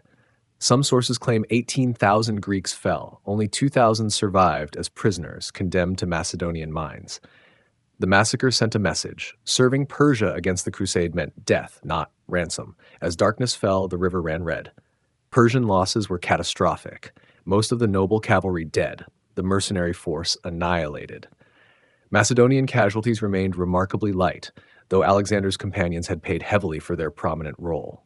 Among the dead was Cletus's brother, adding personal grief to collective triumph. Alexander's treatment of victory proved as important as the victory itself. He buried all fallen Macedonians with honors, exempting their families from taxation. Bronze statues would commemorate the 25 companion cavalry who died. Persian nobles received proper burial too. Respect for brave enemies cost nothing and gained much. To Greece, Alexander sent 300 Persian panoplies for dedication at Athens, inscribed, "Alexander, son of Philip and the Greeks, except the Spartans, dedicate these spoils taken from the barbarians of Asia." The pointed exclusion of Sparta, which had refused to join the crusade, showed political sophistication. Glory would be shared with participants only. The immediate strategic consequences transformed the campaign. Provincial Persian resistance collapsed. Cities that might have resisted now calculated that if the empire's best couldn't stop Alexander at a chosen position, their walls offered no security. Sardis, capital of Lydia and supposedly impregnable, surrendered without siege, but the psychological impact exceeded the strategic. The Granicus shattered Persian assumptions about their own superiority. These Macedonians didn't just win, they won impossibly, against odds, in conditions that should have guaranteed defeat. If the invaders would assault across rivers at dusk against prepared positions, what wouldn't they dare? For Alexander personally, the battle established patterns that would persist. He would always lead from the front, seeking out enemy commanders in personal combat. He would show mercy to those who submitted, ruthlessness to those who resisted. He would honor the fallen elaborately, understanding that soldiers fight harder for leaders who value their sacrifice. The Granicus also revealed the expedition's dual nature. This was ostensibly a Panhellenic crusade, avenging Persian invasions of Greece. Yet Greeks fighting for Persia received no mercy, while Persian nobles were buried with honors. The contradiction would grow sharper as Alexander moved deeper into Asia, transforming from Greek avenger to something more complex. Veterans would later rank greater battles, Issus, Gaugamela, the Hydaspes. But the Granicus mattered more than its modest scale suggested. Here Alexander proved he was not just Philip's heir, but something new. Here the Persian Empire discovered its mortality. Here a river crossing became a prophecy of conquest. As Alexander's army marched away from the Granicus, they left behind more than bodies. They left the old world's certainties floating face down in muddy water. The impossible had happened. It would keep happening until the impossible became inevitable. And a Macedonian king's wild dream remade half the world. The first test was passed. Greater tests awaited. But after the Granicus, both Alexander and his enemies knew something fundamental had changed. The boy who should have died in that river had instead been baptized in blood as something more than mortal. The legend was beginning. Liberator or new master? The conquest of Ionia and Halicarnassus. After the Granicus, Alexander moved south along the Ionian coast. The Greek cities here had lived under Persian rule for generations. Most opened their gates without resistance. Sardis, the wealthy satrapal capital, surrendered immediately. Its Persian garrison commander saw no point in defending a cause already lost. Alexander positioned himself as liberator. He abolished the tribute these cities paid to Persia. He restored democratic constitutions where oligarchies had ruled. He promised autonomy. The symbolism mattered deeply. These were Greeks freed by Greeks, the stated purpose of the entire expedition. But liberation proved complex in practice. Alexander installed Macedonian garrisons in each city. He appointed his own financial officers to oversee revenues. The tribute to Persia ended, yes, but contributions to the campaign began. The cities traded one master for another, though Alexander's propaganda skillfully obscured this reality. Ephesus demonstrated the complications. When Alexander arrived, the democratic faction immediately turned on the pro-Persian oligarchs. They dragged them through the streets. They stoned them in the temples where they sought sanctuary. Alexander had to intervene, stopping the violence. Uncontrolled revenge served no one. He needed stability, not chaos. The political calculations ran deeper still. These cities possessed strategic harbors. The Persian fleet, still superior to Alexander's meager naval forces, depended on these ports. By taking them, Alexander denied the Persians their coastal bases. This represented military necessity disguised as political liberation. Not every city welcomed him. Miletus, wealthy and well-fortified, initially refused entry. The Persian fleet arrived just days after Alexander's army. A naval battle seemed inevitable. Alexander's admiral Nicanor won a positioning race, blocking the harbor entrance before the Persian ships could enter. Trapped outside, the Persian fleet could only watch as Alexander besieged the city by land. Miletus fell after brief resistance. Alexander proved merciful to the inhabitants, but firm with the garrison. He incorporated the Greek mercenaries fighting for Persia into his own forces. The Persians themselves he released on parole. This pattern would repeat throughout the campaign. Why execute men who might later serve him? Then came Halicarnassus. This city would test him differently. Halicarnassus stood as the Persian regional stronghold. Its commander, Memnon of Rhodes, was the most capable general in Persian service. Unlike the satraps at Granicus, Memnon understood Macedonian warfare. He had studied Philip's methods. He knew Alexander's tendencies. The city's defenses proved formidable. Triple walls surrounded it. A deep moat fronted the walls. The citadel occupied high ground overlooking everything. Memnon had provisioned it for a long siege. He commanded significant forces, including Greek mercenaries, who fought with skill and determination. Alexander arrived in autumn. He began standard siege operations. His engineers constructed siege towers. They built rams to breach the walls. They filled sections of the moat with rubble and earth. The defenders responded with aggressive sorties, attacking the siege works before they could be completed. One-night raid nearly succeeded. Persian forces emerged suddenly from the gates. They carried torches. They set fire to the siege towers before the Macedonians could react. Alexander himself rushed to the scene, rallying his troops in partial armor. The fighting lasted until dawn. The Macedonians drove the raiders back but lost valuable equipment. Memnon fought with intelligence and patience. He never committed to a decisive battle. Alexander might win. Instead, he conducted a war of attrition. Every day cost Alexander time and resources. Every casualty weakened the invasion force. Memnon understood that Alexander faced strategic constraints. Halicarnassus did not. The siege dragged through autumn into winter. Macedonian engineers adapted their methods. They constructed covered approaches to protect workers filling the moat. They positioned artillery to suppress defenders on the walls. Slowly, methodically, they advanced. A second major sally came in early winter. This time, two separate Persian forces attacked different sections of the siege work simultaneously. The coordination impressed observers. For hours, the outcome remained uncertain. Alexander personally led counterattacks at both locations. His physical presence steadied wavering units. By nightfall, the Persians withdrew again, but they had inflicted considerable casualties. Alexander recognized the pattern. Halicarnassus could not be taken quickly. More importantly, it did not need to be taken at all. The city possessed no strategic value beyond denying it to Persia. As long as he contained the garrison, they posed no threat to his advance. He made a calculated decision. He would invest the city with minimal forces and march on. His general Ptolemy received orders to maintain the blockade. The main army would continue along the coast. Halicarnassus could wither in isolation. Before departing, Alexander managed to capture the outer city through a combination of assault and fire.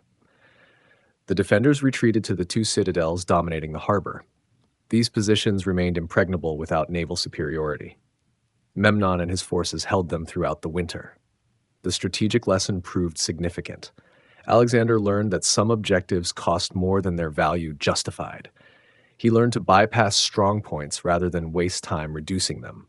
This flexibility would serve him well in future campaigns. The human cost had been substantial. Hundreds of Macedonians died at Halicarnassus. Many more suffered wounds. The month-long siege tested morale in ways the quick victory at Granicus had not. War meant tedium and attrition, not just glorious charges. For the liberated cities watching, Halicarnassus revealed another truth. Alexander's advance could be contested. The Persians possessed capable commanders and strong positions. The conquest would not proceed as an effortless triumph. Suddenly, choosing sides carried real risk. Alexander's treatment of captured territories also grew more complex. In cities that resisted, he proved harsh. In those that surrendered, generous. The message was clear. Cooperation brought benefits. Resistance brought consequences. This carrot-and-stick approach characterized his entire reign.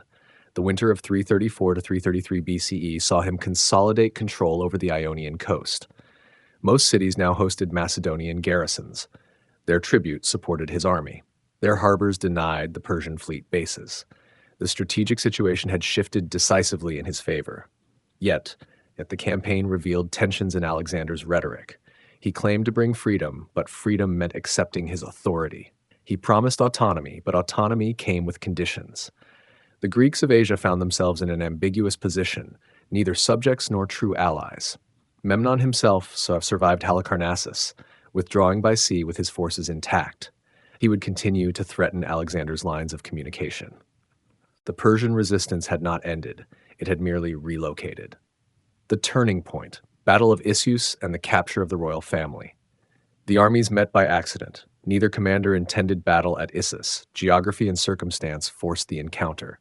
After consolidating the coast, Alexander marched into Cilicia in autumn 333 BCE. He fell seriously ill at Tarsus, possibly from bathing in the cold Cydnus River. For weeks he lay incapacitated while his army waited. Rumors spread. Some thought he would not recover. King Darius III, meanwhile, had assembled a massive army in Syria. Ancient sources claim hundreds of thousands, likely exaggerated, but certainly a force dwarfing Alexander's. Darius intended to confront the invasion decisively. He marched north while Alexander recovered. The two armies passed each other unknowingly. Alexander moved south through the coastal plain. Darius moved north through the inland passes. When each discovered the other's position, both faced a reversal. Alexander found himself cut off from his supply lines. Darius found himself in terrain unsuited to his numerical advantage. The battlefield at Issus favored neither side particularly. A small river, the Panarus, ran perpendicular to the sea. Mountains confined the plain to perhaps 3 kilometers wide. Darius deployed with the river to his front, his back to the northern mountains. Alexander approached from the south. The narrow ground negated Darius's numbers. He could not envelop Alexander's smaller force. His troops stood compressed, unable to maneuver effectively. Yet the river provided a defensive obstacle. The Persians fortified sections of the bank with palisades. Alexander spent the night before battle positioning his forces. He placed his heavy infantry phalanx in the center. His companion cavalry took the right wing near the sea. Thessalian cavalry held the left, anchored against the mountain slopes. He recognized that cavalry would decide this fight. Dawn came. The armies faced each other across the river. For a time, neither moved. Alexander rode along his lines, speaking to contingents by name, reminding them of past victories. The Persians waited, trusting in their position and their king's presence. Alexander attacked first. His phalanx advanced steadily toward the river. The Hypaspes on the right moved fastest. Alexander himself led the companion cavalry in an oblique charge toward the Persian left wing, where Darius commanded from his chariot. The center became chaos immediately. The phalanx struggled crossing the river under missile fire. Some sections broke formation. Greek mercenaries in Persian service counterattacked through the gaps, fighting with particular ferocity. These men knew Alexander would show them no mercy. They fought for survival. Meanwhile, Alexander's cavalry charge created havoc. The Persian left wing, composed of lighter cavalry and infantry, could not withstand the Macedonian wedge formation. Units collapsed backward. The Persian line bent, then broke. Darius saw Alexander driving directly toward him. Ancient sources describe the Macedonian king cutting through guards with unstoppable momentum. Whether from tactical calculation or fear, Darius fled the field. His chariot turned. His royal standard disappeared north into the mountains. The great king's departure shattered Persian morale. Units that had been holding suddenly wavered. The disciplined mercenary phalanx in the center continued fighting, covering the general retreat. They extracted themselves slowly, maintaining formation, moving toward the northern passes. Macedonian cavalry pursued the fleeing Persians for kilometers. The killing continued long after the battle ended. Thousands died in the rout. Thousands more were captured. Darius himself escaped, abandoning even his personal chariot, which Alexander's forces found empty. But the most significant capture occurred in the Persian camp. Darius had brought his entire court to the battlefield, confident of victory. His mother, Sisygambis, his wife, Statera, his daughters, his young son, All fell into Macedonian hands when the camp was overrun. Alexander's treatment of these prisoners became legendary. He visited them the next day, bringing his closest companion Hephaestion. The royal women, terrified, prostrated themselves before Hephaestion, mistaking the taller, more imposing figure for Alexander. When corrected, they feared punishment for the error. Alexander's response revealed political genius. He reassured them. "You were not mistaken," he reportedly said. "He too is Alexander." He promised the royal family would retain their status. They would live as royalty, not as captives. Statera would remain his wife in name. Her daughters would be educated as princesses. This gesture accomplished multiple aims. It demonstrated magnanimity toward a helpless enemy. It established Alexander not as a foreign conqueror, but as Darius's legitimate rival for kingship. Most crucially, it gave Alexander leverage for future negotiations. Darius, desperate to recover his family, sent envoys with ransom offers. Alexander refused. He countered with demands that Darius recognize him as great king.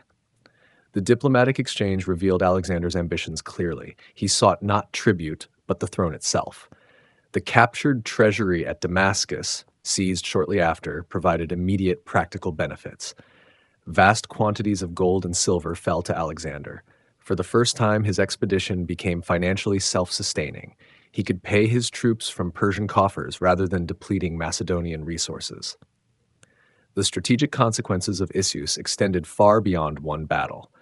Darius's defeat shattered the perception of Persian invincibility. Satraps across the empire now hedged their loyalty. Cities that might have resisted reconsidered. Alexander's path to Egypt opened. Yet Issus also revealed vulnerabilities. The phalanx had struggled at the river. Without Alexander's cavalry breakthrough, the center might have collapsed. His tactics required his personal presence at the decisive point. This made victory possible, but also put everything at risk.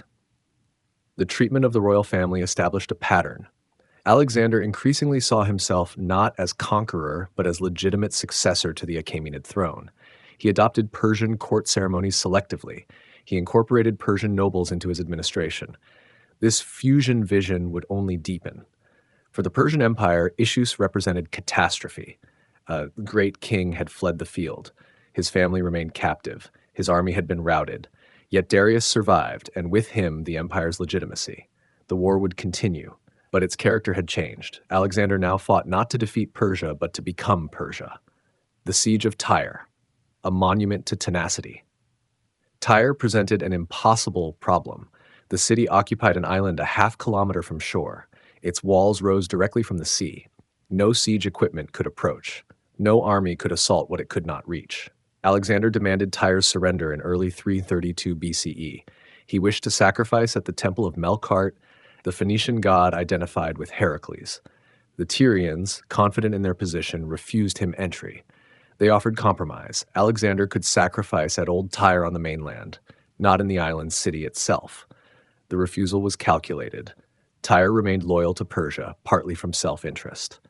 The city commanded the most powerful navy in the eastern Mediterranean. As long as Tyre held, the Persian fleet retained a major base. Its harbor could support operations throughout the region. Alexander recognized the strategic necessity. He could not march on Egypt leaving such a stronghold behind. The Tyrian fleet could sever his supply lines. It could support Persian counterattacks. Maritime superiority mattered as much as land victories. But how to attack an island fortress? His advisors suggested bypassing it. The arguments made sense. Every day at Tyre cost time and resources better spent elsewhere. Why sacrifice troops for one city when the whole empire lay open?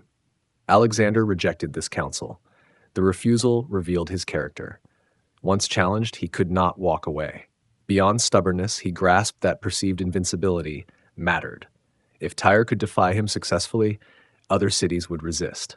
Show weakness now, fight 100 battles later. He conceived an audacious plan. If he could not reach the island, he would build a causeway to it. Connect island to mainland through sheer engineering. The scope seemed fantastical. The channel was deep. Winter storms made the sea dangerous. The Tyrians would not watch passively. Work began in January. Alexander ordered a mole constructed from the mainland shore toward the island. His engineers drove pilings into the seabed. They sank ships filled with stones. They piled rubble and timber on top. Slowly, meter by meter, the causeway extended into the sea. Initially, the Tyrians found this amusing. They shouted mockery from their walls. Did Alexander think he could challenge Poseidon himself? But as the mole grew longer, their amusement turned to concern. This mad project might actually succeed. Tyrian ships began harassing the construction. They sailed close, firing arrows and javelins at the workers. Alexander responded by building siege towers on the end of the mole. These protected the laborers and provided platforms for return fire. The Tyrians adapted. They prepared a fire ship, an old transport vessel filled with combustible materials. They loaded the bow with cauldrons of oil and pitch. At the right moment, they sailed it directly into the mole, setting it ablaze and jumping clear at the last instant. The fire ship struck the siege towers perfectly. The entire end of the mole erupted in flames. The wooden towers burned to their foundations. A storm that same night damaged other sections. Weeks of work disappeared in hours. Alexander rebuilt. He widened the mole, he constructed new siege equipment, but he also recognized the fundamental problem. Without naval superiority, the causeway remained vulnerable. He needed ships. Fortune favored him.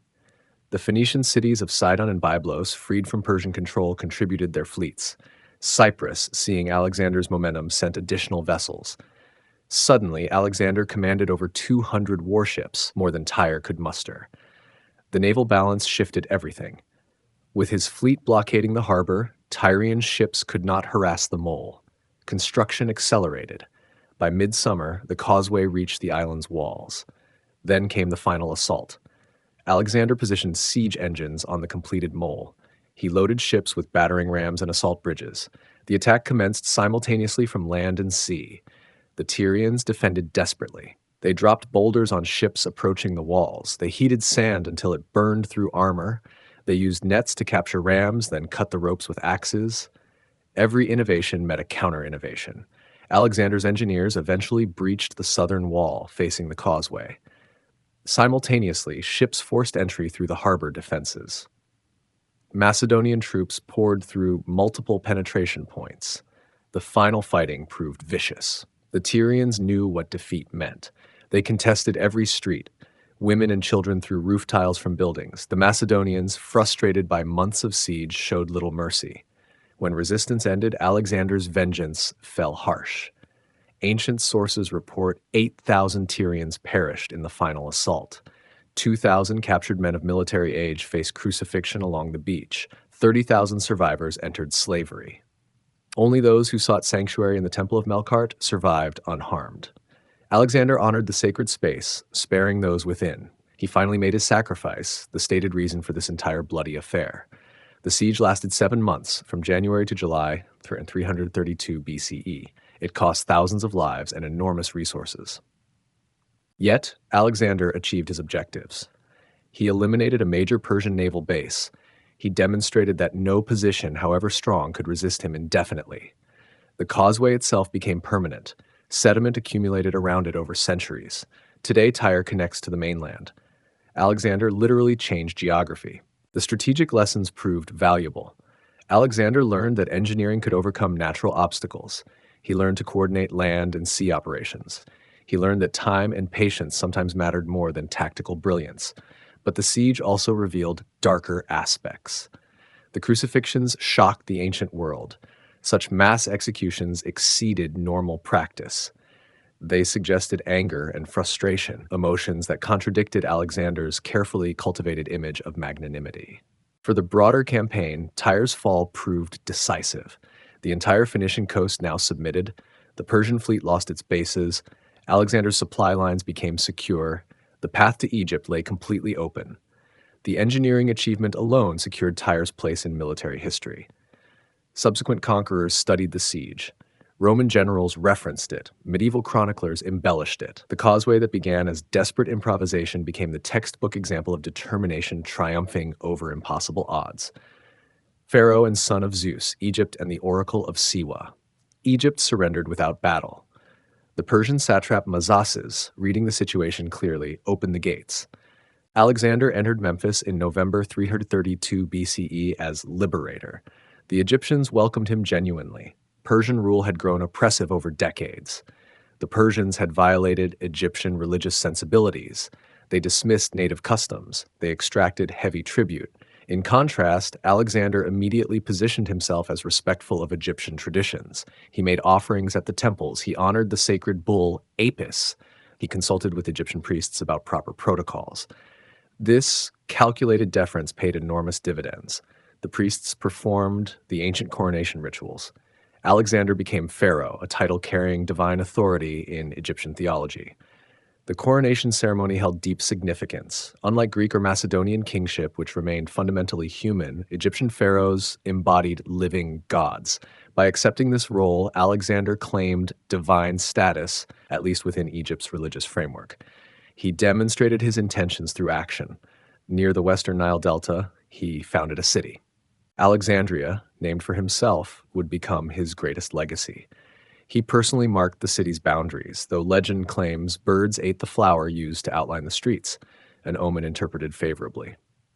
The city's location showed strategic brilliance. It commanded the western delta. It possessed natural harbors. Its position enabled trade with both Mediterranean and African interior. Within decades, Alexandria would eclipse even Memphis as Egypt's preeminent city. But Alexander's Egyptian sojourn included a more mysterious element. He announced an expedition to the oracle of Zeus Ammon at Siwa Oasis, deep in the Libyan desert. This decision puzzled his companions. The journey offered no military advantage. It risked the king's life in barren wasteland. Why go? Various motives have been proposed. Alexander claimed he wished to consult the oracle as his ancestor Heracles had done. He wanted to confirm his divine parentage, to hear from the god's own priests what his mother Olympias had told him. Perhaps he sought legitimation beyond military conquest. The journey itself proved perilous. The direct route crossed waterless desert. Alexander's party departed with guides, but soon lost their way. Accounts mention providential rainstorms that saved them from thirst. They describe ravens that led them to the oasis. Later writers recognized these elements as literary embellishments. Siwa Oasis, when they reached it, must have seemed miraculous after days in desert. Palm trees, springs, the ancient temple of Ammon. The priests greeted Alexander with the title Son of Zeus, at least according to most sources. What actually transpired remains uncertain. Alexander entered the inner sanctuary alone. No companion heard the actual exchange. Later, he claimed the oracle confirmed his divine sonship. Some sources suggest the priest's greeting was misheard, a linguistic confusion between Paidion and Paidios, son of Zeus. The ambiguity suited Alexander. He never publicly insisted on worship as a god, at least not yet, but he allowed the stories to circulate. He mentioned the oracle's confirmation selectively. The episode created useful mystique without requiring commitment. His companions found the whole affair troubling. Macedonian tradition held no place for divine kings.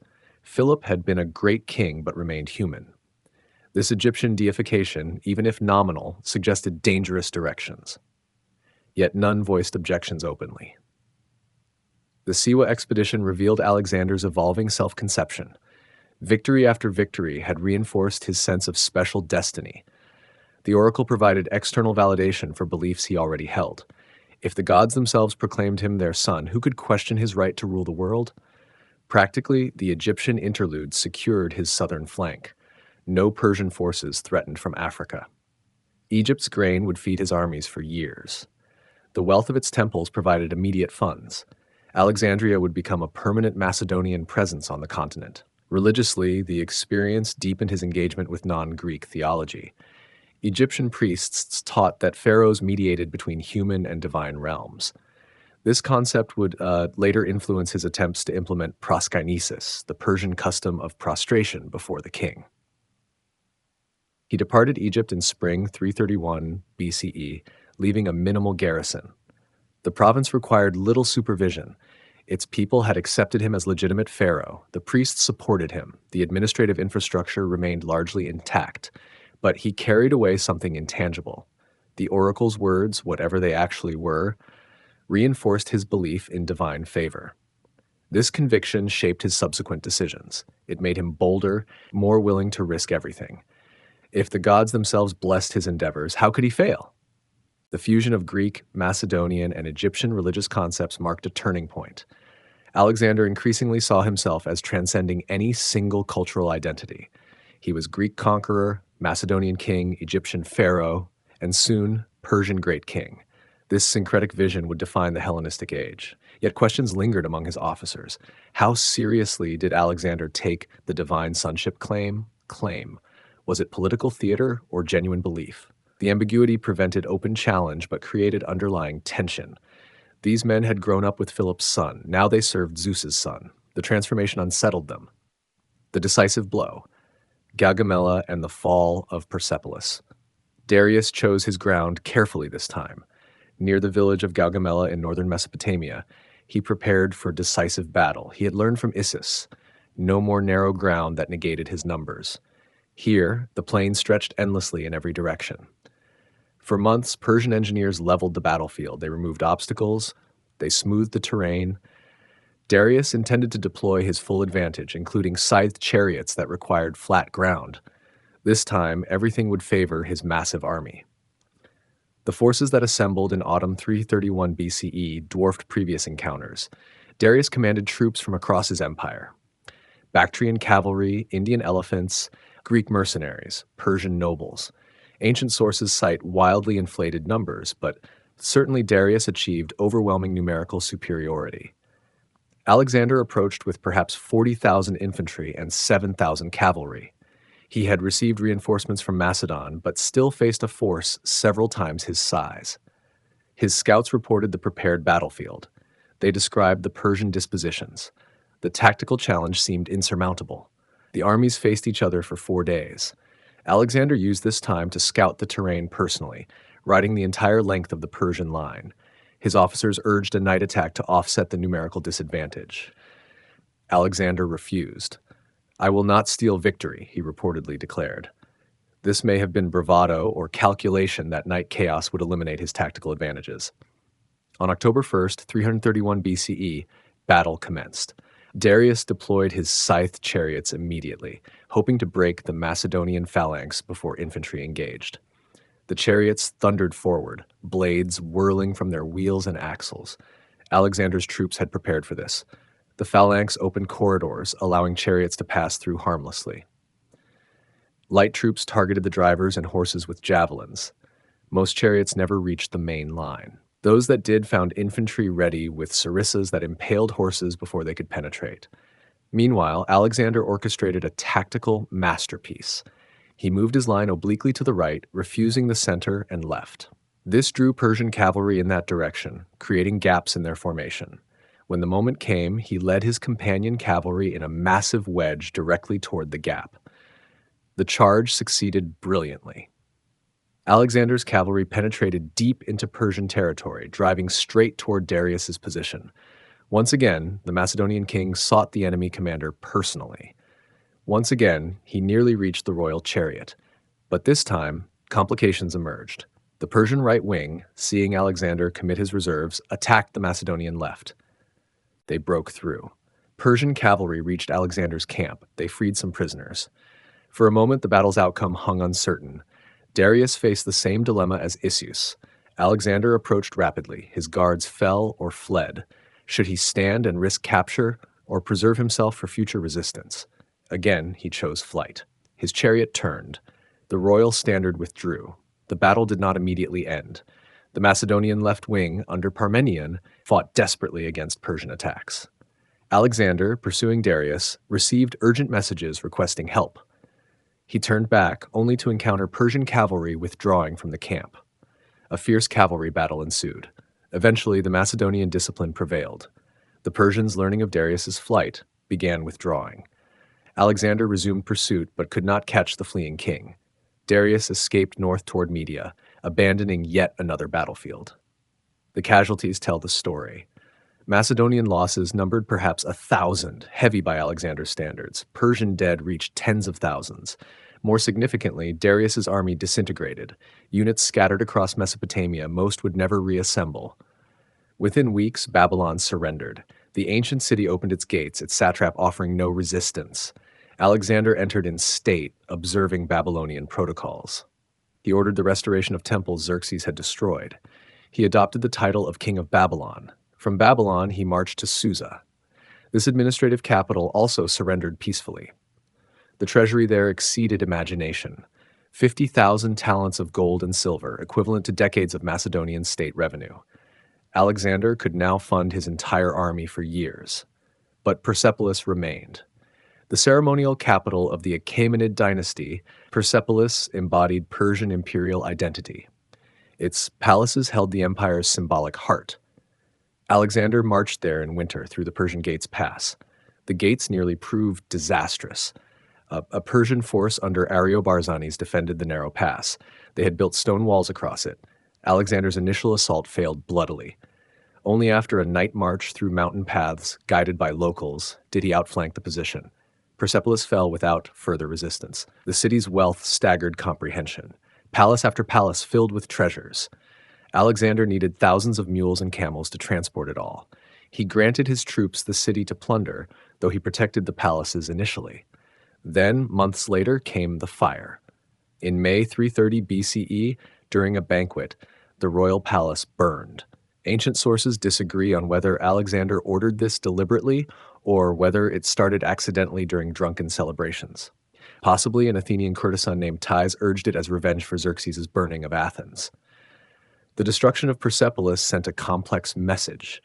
To Greeks, it represented vengeance for Persian invasions of generations past.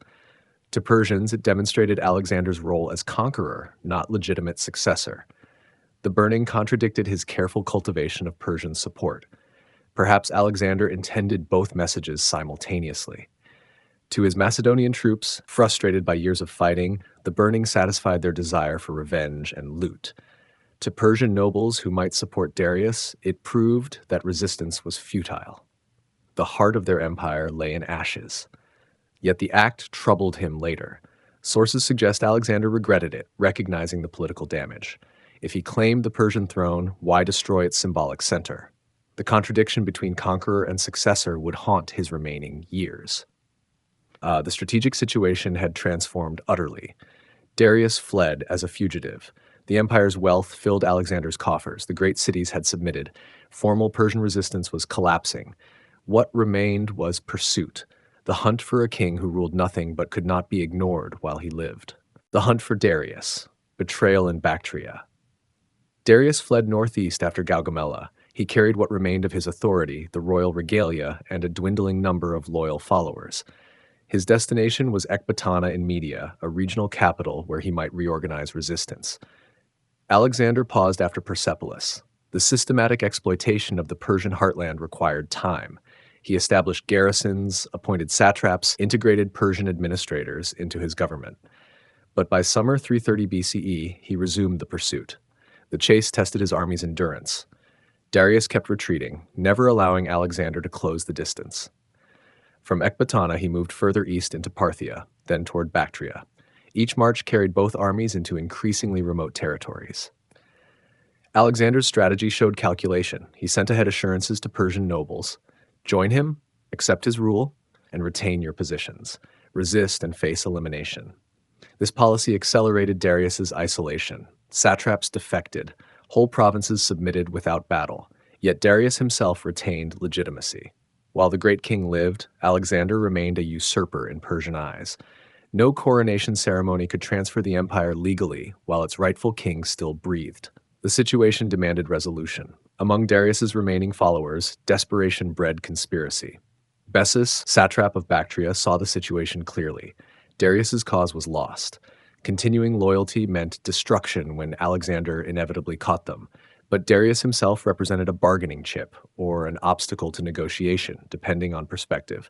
Other nobles joined the conspiracy. Nabarzanes, commander of cavalry. Barsantes, satrap of Arachosia. Together, they controlled the remaining military forces. Darius possessed only his title and person. The conspirators acted in July 330 BCE. They arrested Darius during the march, loading him in chains into a covered wagon. They claimed temporary command, supposedly to force a more vigorous defense. In reality, they were determining his fate. Alexander learned of the crisis from deserters.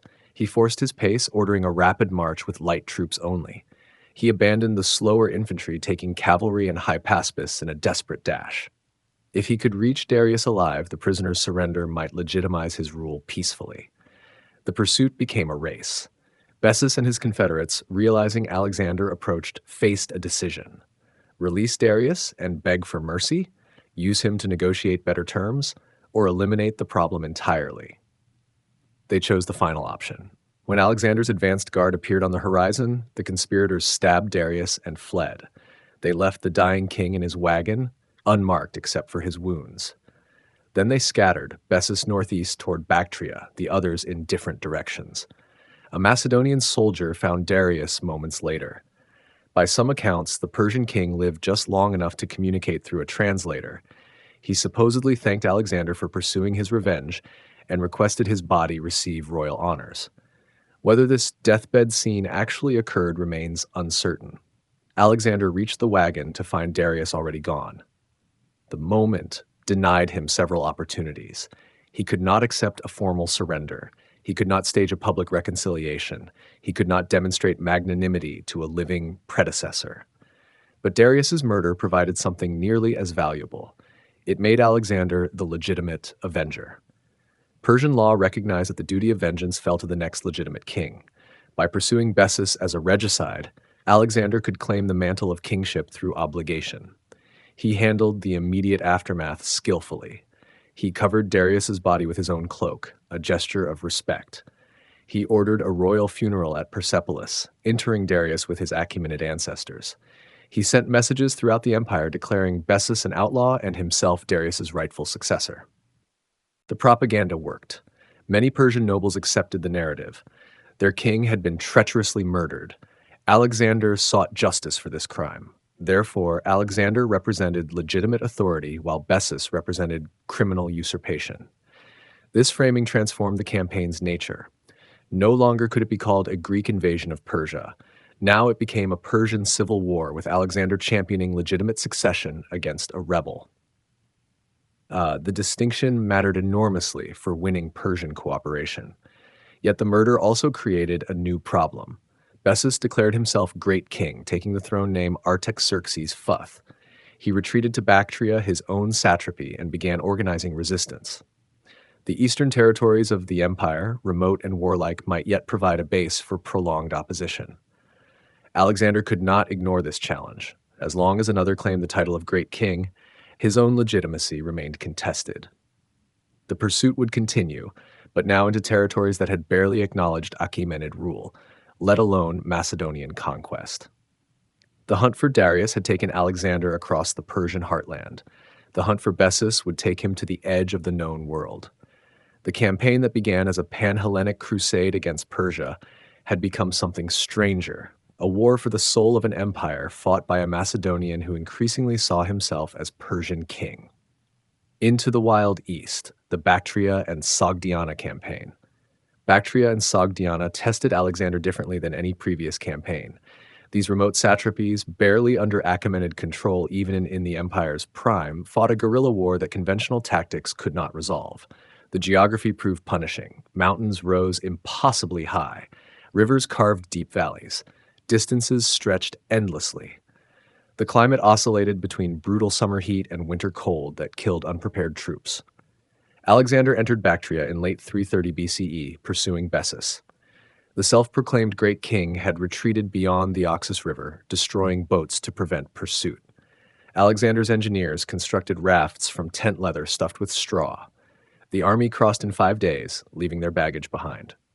Bessus found himself abandoned. His own supporters, calculating that resistance was futile, arrested him and offered him to Alexander. The capture concluded quickly. Alexander ordered Bessus mutilated according to Persian custom, his nose and ears removed.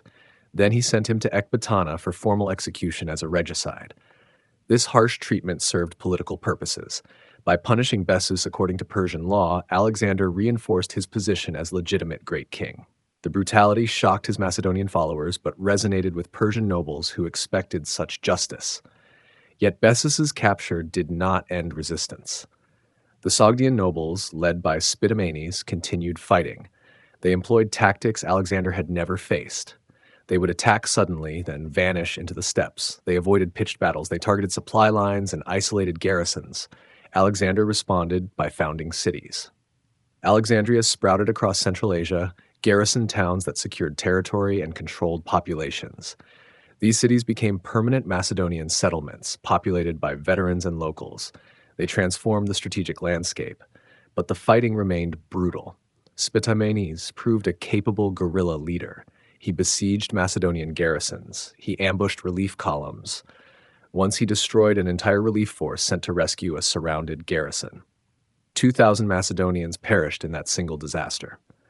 Alexander adopted increasingly harsh tactics. He divided his forces into mobile columns that swept the countryside. Any population suspected of supporting rebels faced collective punishment. Villages burned, fields were destroyed, refugees fled into the mountains. The winter of 329-328 BCE brought particular hardship.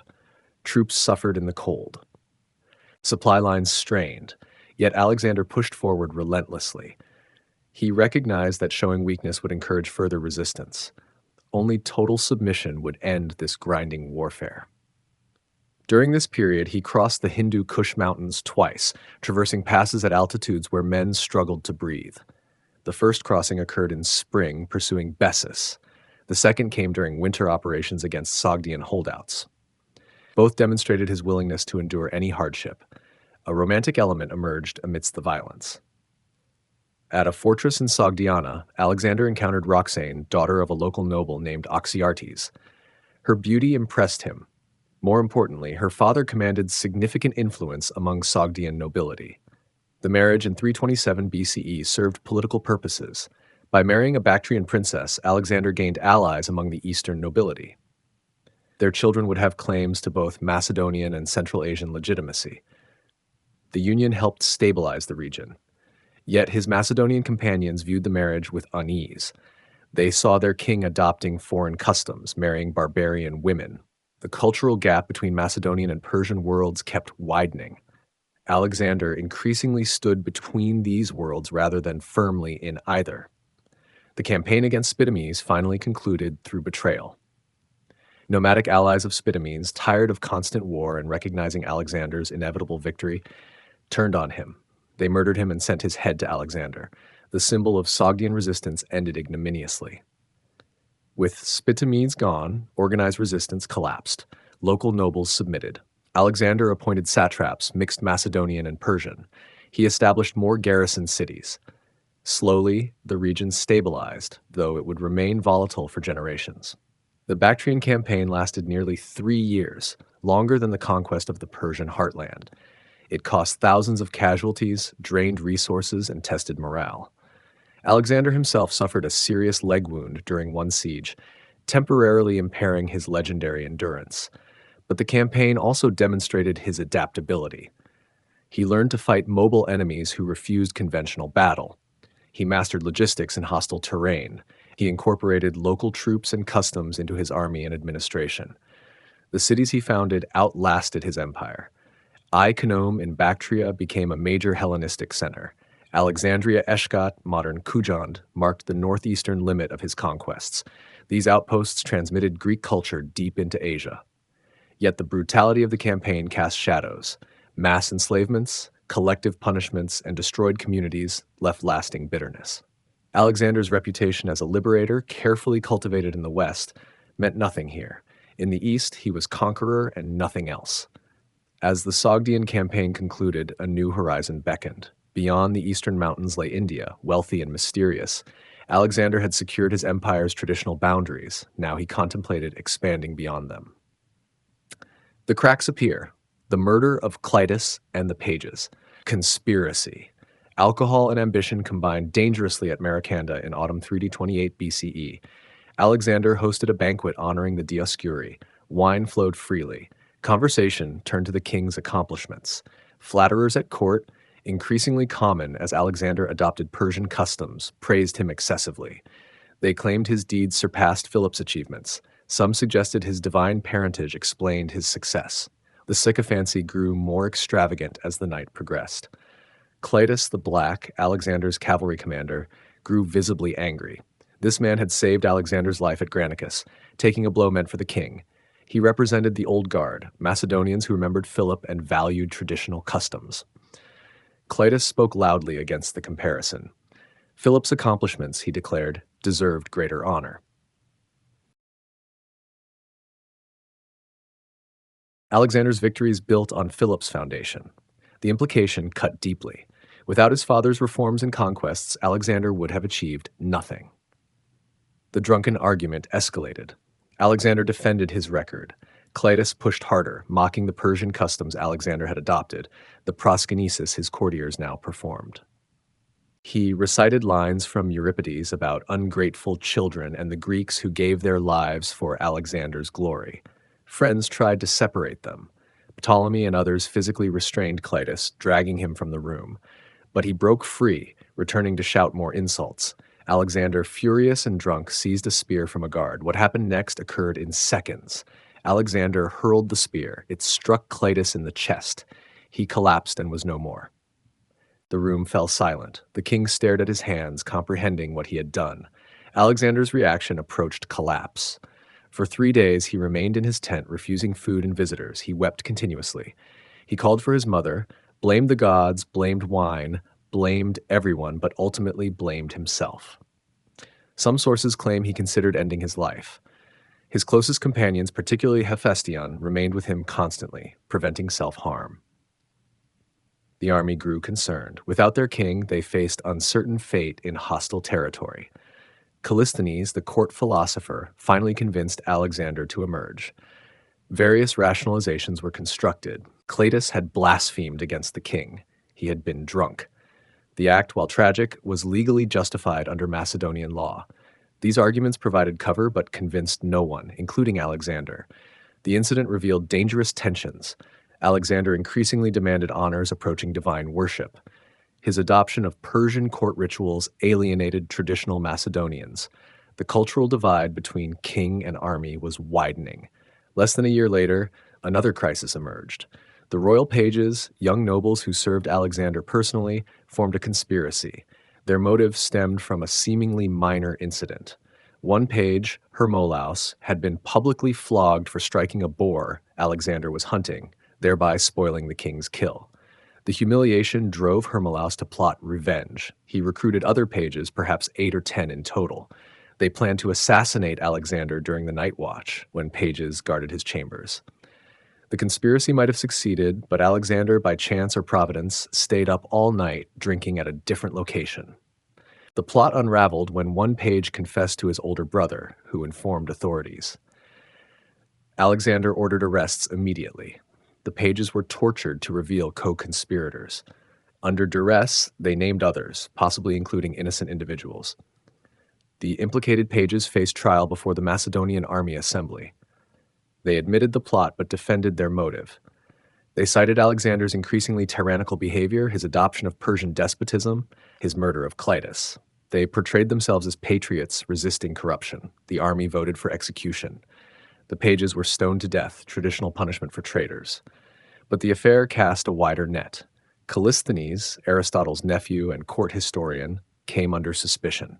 Some pages, under torture, claimed he had encouraged their philosophical discussions about tyranny. Callisthenes faced arrest. Whether he actually participated in the conspiracy remains uncertain. He had opposed Alexander's attempts to introduce proskynesis, arguing that prostration before a ruler contradicted Greek values. This made him suspect regardless of actual guilt. Callisthenes never faced formal trial. He died in custody either from torture, illness, or execution. The exact circumstances were suppressed. His death severed Alexander's connection to his old teacher Aristotle and to the philosophical traditions of his youth. These two incidents, separated by months, revealed the psychological toll of absolute power. Alexander had transformed from a young king consulting his companions to an isolated monarch surrounded by sycophants and suspected by his own guard. The murder of Cleitus particularly haunted him. In later campaigns, he would reference it, expressing lasting guilt. Yet the pattern continued. Anyone perceived as challenging his authority faced danger. The line between justified discipline and paranoid violence blurred. His companions grew cautious. Open disagreement became risky. The frank discussions that had characterized Philip's court disappeared. Men told Alexander what he wanted to hear, reinforcing his worst impulses while suppressing contrary opinions. Yet the army followed. Despite everything, despite murders and conspiracies and cultural alienation, the Macedonians marched where Alexander commanded. His military genius remained undimmed, his luck held, his charisma, even when wielded ruthlessly, still bound men to his cause. But the cracks had appeared. The perfect union of king and army, forged under Philip and tempered in early campaigns, was fracturing. Whether it could hold through further conquests remained uncertain. Alexander himself seemed less sure, more isolated, more dependent on the divine favor he increasingly claimed. The final frontier, invasion of India and battle of the Hydaspes. The Hindu Kush range rose behind Alexander's army as they descended into India in 327 BCE. Local rulers faced a choice: submit peacefully or resist an army that had conquered half the known world. Taxils, king of Taxila, chose submission. He sent ambassadors offering alliance. His kingdom, wealthy and influential, controlled strategic territory between the Indus and Hydaspes rivers. More importantly, Taxils faced rivals who might benefit from Macedonian support against him. Alexander accepted the alliance gladly. Taxila became a base of operations. He rested his army there, received supplies, and gathered intelligence about the region. The city's wealth impressed his troops. This land promised rich rewards for their years of marching. Beyond Taxila ruled Porus, a king who chose differently. When Alexander sent envoys demanding submission, Porus replied that he would meet Alexander at the border with his army. The challenge was clear. The Hydaspes River would determine whether Alexander could advance further. Porus commanded formidable forces. Ancient sources cite 30,000 infantry, though these numbers likely exaggerate. More impressive were his cavalry, his chariots, and critically his war elephants. Alexander had faced elephants before in small numbers. Porus deployed perhaps 200. The armies faced each other across the Hydaspes in late spring 326 BCE. The river ran high with snowmelt, making crossing dangerous. Porus deployed along the eastern bank, elephants spaced regularly to intimidate any crossing attempt. Alexander established camp opposite Porus's main position. For weeks he engaged in deception. His troops moved noisily along the bank, feinting crossings at various points. Porus responded each time, moving forces to block the attempt. Alexander conditioned him to expect false alarms. Meanwhile, Alexander prepared a real crossing upstream. He selected a location hidden by trees and a river bend. During a night of heavy rain, when thunder masked the sound of movement, he took perhaps 15,000 troops across on boats and rafts. Porus learned of the crossing only when Alexander's advanced guard engaged his screening forces. He faced a dilemma: commit his full strength against Alexander and leave the ford opposite his camp undefended, allowing the rest of the Macedonian army to cross unopposed, or split his forces. He chose to split. He sent his son with chariots and cavalry to contest Alexander's landing while maintaining his main position. This played into Alexander's hands. The divided forces allowed him to defeat each portion separately. Porus's son attacked bravely but died in the fighting. His cavalry routed. His chariots, mired in muddy ground from the night's rain, proved useless. Alexander secured his beachhead and formed his army for battle. Porus advanced with his remaining forces. He positioned his elephants in the front line, infantry filling gaps between them, cavalry on the wings. The formation appeared formidable. The elephants alone terrified Alexander's horses, which had never encountered such creatures in such numbers. Alexander employed complex tactics. He refused his center, holding back his phalanx initially. He concentrated cavalry against Porus's left wing, applying overwhelming force at a single point. When the Indian cavalry there collapsed, he sent his Thessalian cavalry to attack the opposite wing from the rear. The elephants advanced. They crashed into the Macedonian lines, trampling infantry, disrupting formations. The phalanx fought them with sarissas, targeting the drivers and stabbing at the elephants' eyes and trunks. Light troops used javelins. Gradually, the elephants were wounded, driven mad with pain. Wounded elephants became uncontrollable. They trampled friend and foe alike. Some turned back, crushing Indian infantry. The careful formations dissolved into chaos. Porus's advantage became liability. Porus himself fought with remarkable courage. Sources describe him mounted on the largest elephant, targeting Macedonian officers personally. Even when defeat became obvious, he refused to flee. Alexander had to send Taxils to negotiate his surrender. The meeting between Alexander and Porus became legendary. Alexander asked how Porus wished to be treated. Like a king, Porus supposedly replied. Alexander, impressed by his courage and dignity, restored his kingdom and even expanded it. Porus became a valued ally. The battle demonstrated Alexander's tactical genius at its peak. He adapted to unfamiliar enemies and terrain. He employed complex maneuvers requiring precise coordination. He won decisively against a capable commander using effective, unfamiliar weapons. But the victory came at cost. Macedonian casualties, particularly from the elephants, exceeded previous battles. The troops saw the price of continuing eastward. They learned that unknown lands held unknown dangers. India had more kingdoms, more armies, more elephants. Alexander founded two cities at the battle site. Alexandria Bucephalus, named for his beloved horse, who died there, perhaps from battle wounds or simply age, and Alexandria Nicaea, commemorating victory. These cities marked his furthest advance into the subcontinent. His ambitions reached further still.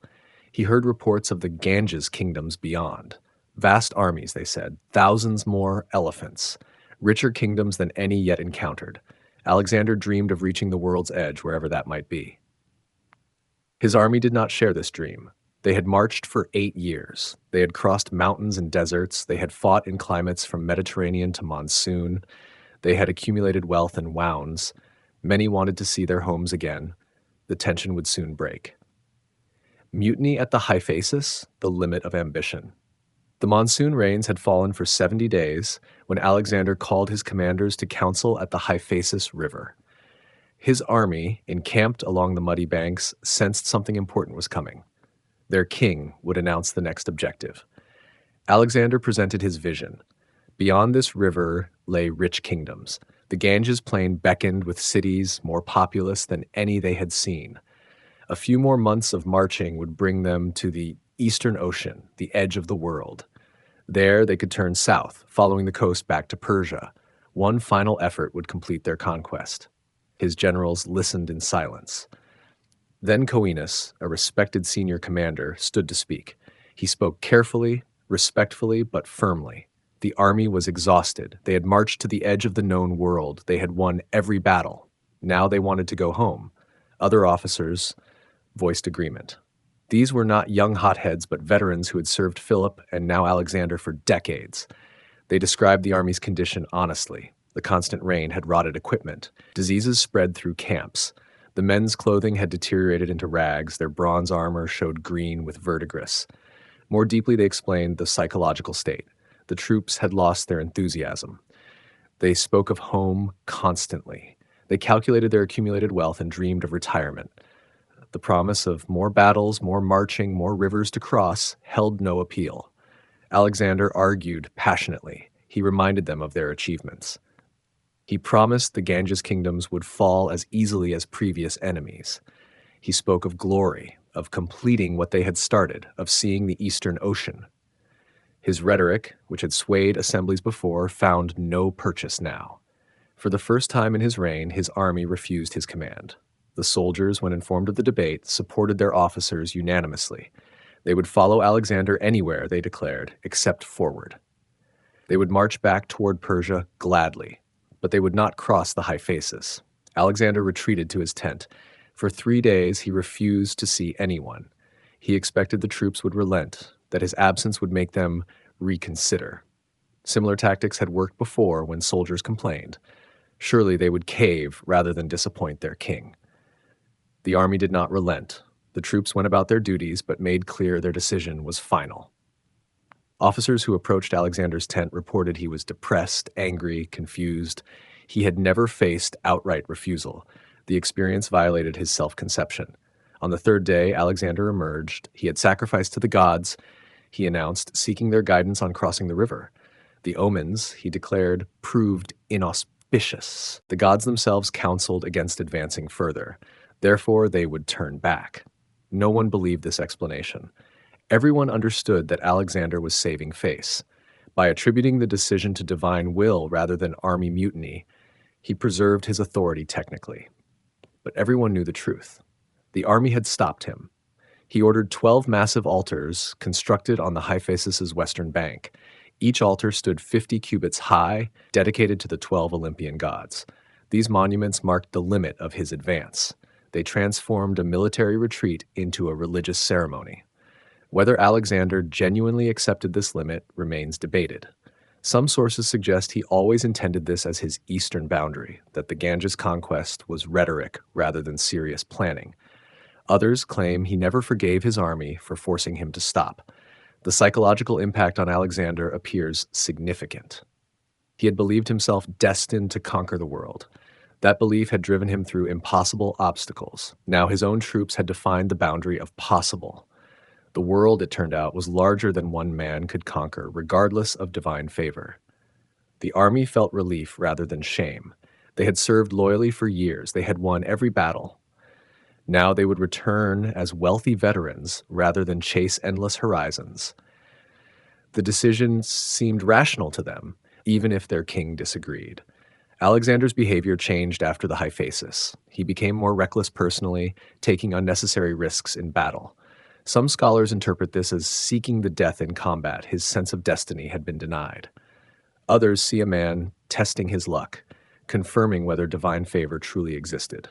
The return journey began immediately, but Alexander refused to simply retrace their path. Instead, he ordered a march down the Indus River to the Southern Ocean.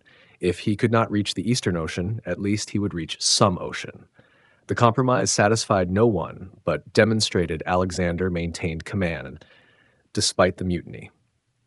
The fleet, constructed during the monsoon months, would sail down the Indus. The army would march along both banks. They would fight every tribe they encountered, subduing territory before departing. Alexander seemed determined to prove something, though exactly what remained unclear. Coenus, the general who had spoken for the army, died shortly after. Some ancient sources suggested poison. More likely, the stress and climate simply took their toll on an aging man. But his death removed the one commander who had successfully opposed Alexander's plans. The altars at the Hyphasis stood for centuries. They marked not just a geographical boundary, but a psychological one. Here, human limits had asserted themselves against divine ambition. Here, Alexander learned that even the son of Zeus faced constraints he could not overcome. The mutiny represented a turning point. Alexander had lost something intangible at that river. Not his tactical genius, not his courage, but perhaps his belief in his own invincibility. The man who turned back from the Hyphasis was subtly different from the one who had crossed the Hellespont 8 years earlier. The cost of glory, the horrific Malian campaign, and near death. The army moved down the Indus River system like a great beast seeking the sea.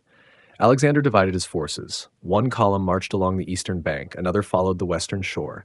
Ships carrying supplies floated between them. The year was 326 BCE, and the return journey had begun. But Alexander could not resist one final conquest. The Malians occupied territory along the river's course. Intelligence reported them as fierce warriors who refused submission. Alexander saw them as a threat to his lines of communication. He decided they must be subdued. The campaign began with characteristic speed. Alexander force-marched his troops across desert terrain to surprise the Malian cities. His men covered the distance in less time than thought possible. They arrived exhausted but ahead of any warning. The first settlements fell quickly. Inhabitants fled toward their main stronghold. Alexander pursued without pause. His cavalry caught refugees in the open. The violence was severe. Ancient sources describe it as among the most brutal actions of the entire campaign. 10,000 Malians sought shelter in their fortified capital. Alexander arrived and immediately ordered an assault. The city's defenses were formidable. High walls of mud bricks surrounded the settlement. The defenders had prepared for siege. They hurled missiles from the ramparts. The initial Macedonian assault stalled. Ladders were pushed away. Men fell from the walls. Alexander grew impatient. He grabbed a ladder himself. Pacestus followed, carrying the sacred shield from Troy. Leonidas joined them. A fourth soldier, whose name varies in sources, climbed beside them. The king scaled the wall ahead of his troops. The sight galvanized some soldiers. It horrified others. Alexander reached the top and jumped down into the city. He landed inside the enemy fortification with only 3 companions. The closest Macedonian reinforcements were still climbing. What happened next unfolded in chaos. Malian warriors rushed toward the 4 isolated figures. Alexander and his companions pressed their backs against the wall's inner surface. They fought desperately. The sacred shield of Achilles protected Pusestas. Leonidas took wounds. The unnamed fourth soldier fell. Outside the wall, panic seized the Macedonian army. Soldiers clawed at each other trying to reach the ladders. The wooden structures broke under the weight. Men fell. Some died in the crush. Others began scaling the wall using only their hands, jamming weapons into the mud brick as holds. Inside, Alexander continued fighting. He used his sword to cut down attackers. His small group held a tiny perimeter. Then an arrow struck him. Ancient sources disagree on the weapon's exact nature. Some describe it as a standard arrow. Others claim it was a specially designed missile. The projectile penetrated his breastplate on the right side below the chest. The wound was catastrophic. The arrowhead pierced through to his lung. Blood mixed with air bubbled from the puncture. Alexander collapsed. Pusestas straddled his body, holding the sacred shield above them both. Leonidas defended from the other side despite his injuries. Finally, Macedonian soldiers breached the wall. They poured into the city like a flood. What followed was slaughter. The entire population was put to the sword. Ancient historians record no survivors. The massacre reflected the army's terror at nearly losing their king. Alexander was carried from the city barely breathing. The arrow remained lodged in his chest.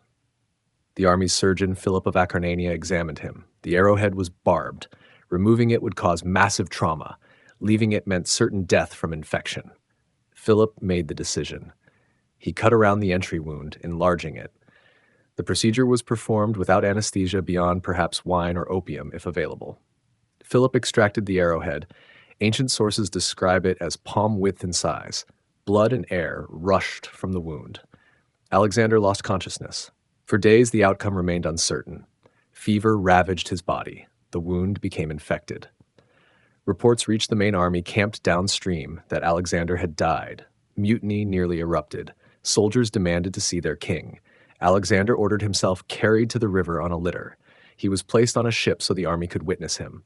As the vessel came into view, he raised his hand. The gesture proved he lived. Soldiers wept on the banks. Many had served under him for a decade. The sight of his mortality shook them profoundly. Recovery took weeks.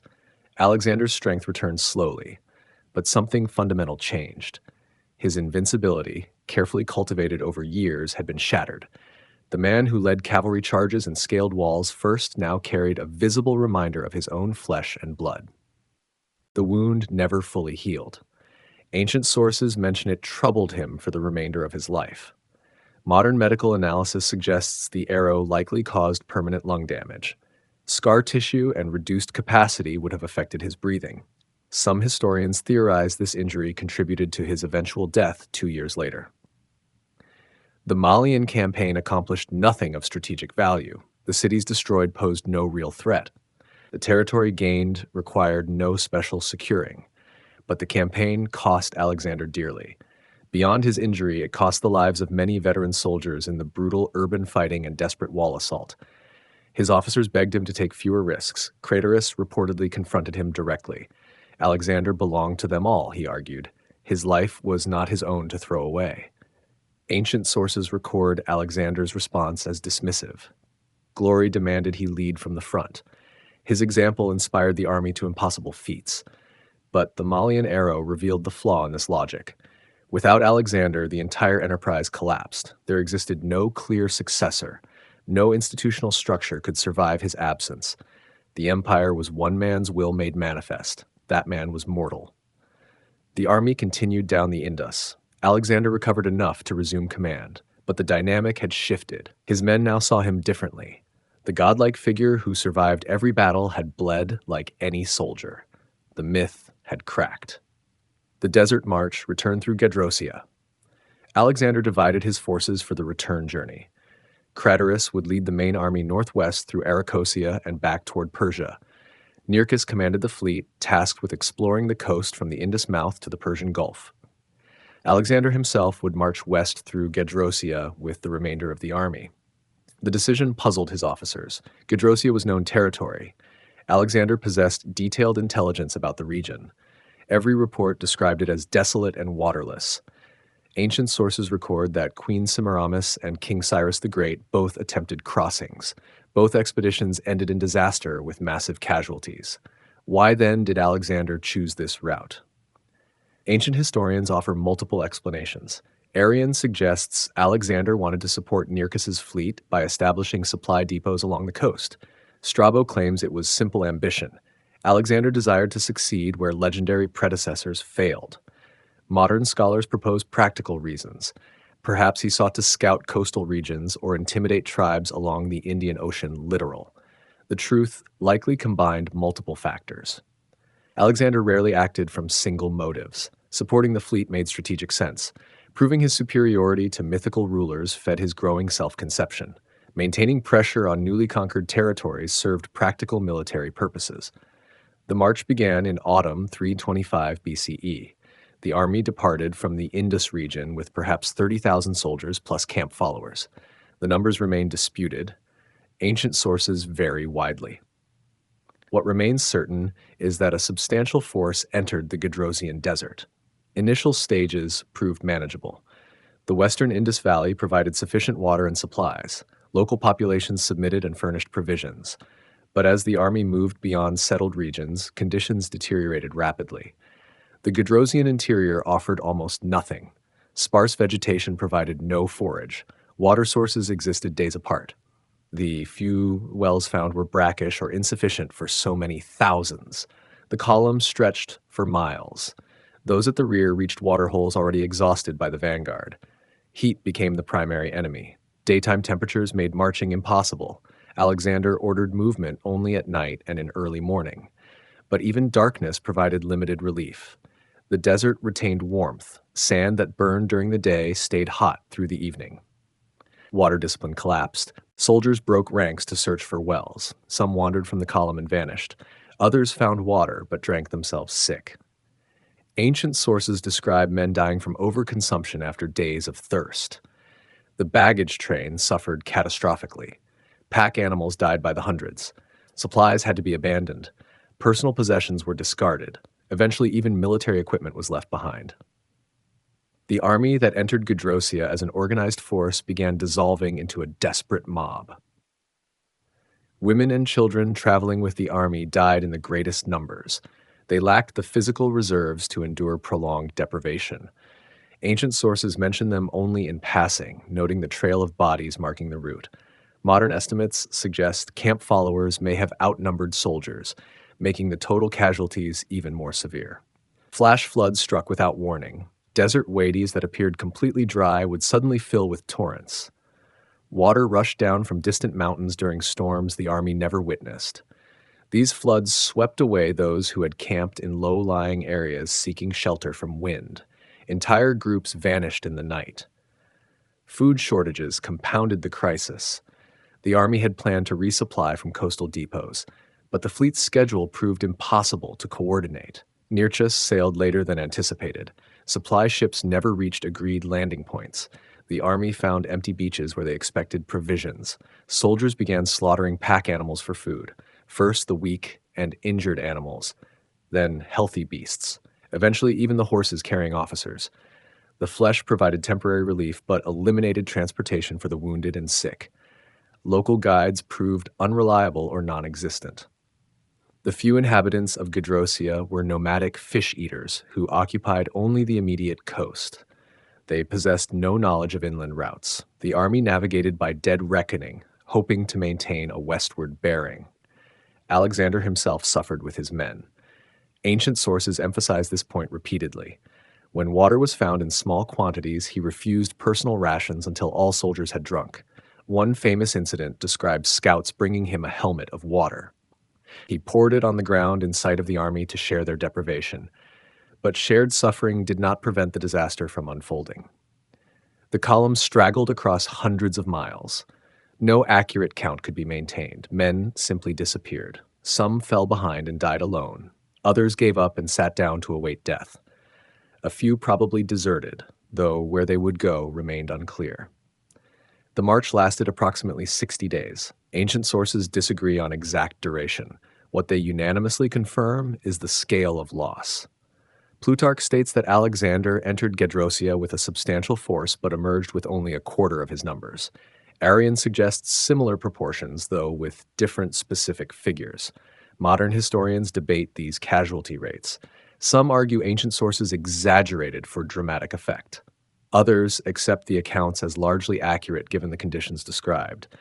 Conservative estimates still place deaths in the many thousands. Some calculations suggest as many as three-quarters of those who entered Gedrosia perished. When the survivors finally reached Carmania, the contrast was stark. This was settled, fertile territory. Water and food existed in abundance. The army could rest and recover, but the price paid had been immense. Nearchus and the fleet arrived safely weeks later. They had completed their coastal survey with minimal losses. The strategic justification for the land route thus proved hollow. The fleet needed no support.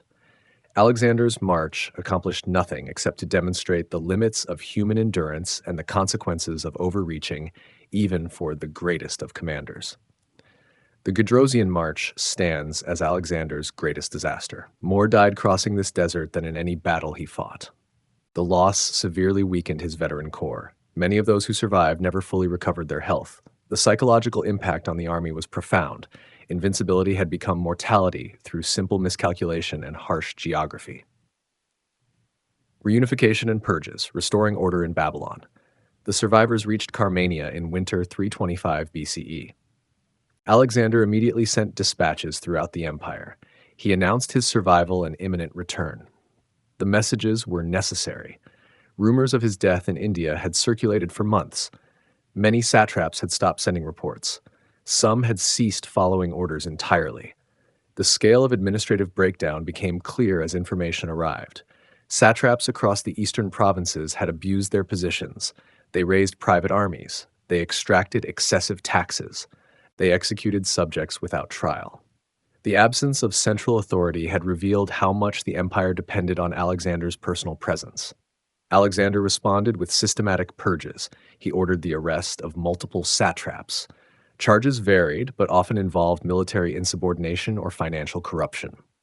Trials were brief. Many of those accused were executed. Ancient sources list at least 6 satraps removed from office, several through violent means. The purge extended beyond satraps to include subordinate officials and military commanders. Alexander dismissed several generals who had remained in the western provinces. He cashiered soldiers who had committed crimes during his absence. The message was clear. His return meant restoration of discipline and central authority. Some removal of officers stemmed from legitimate grievances.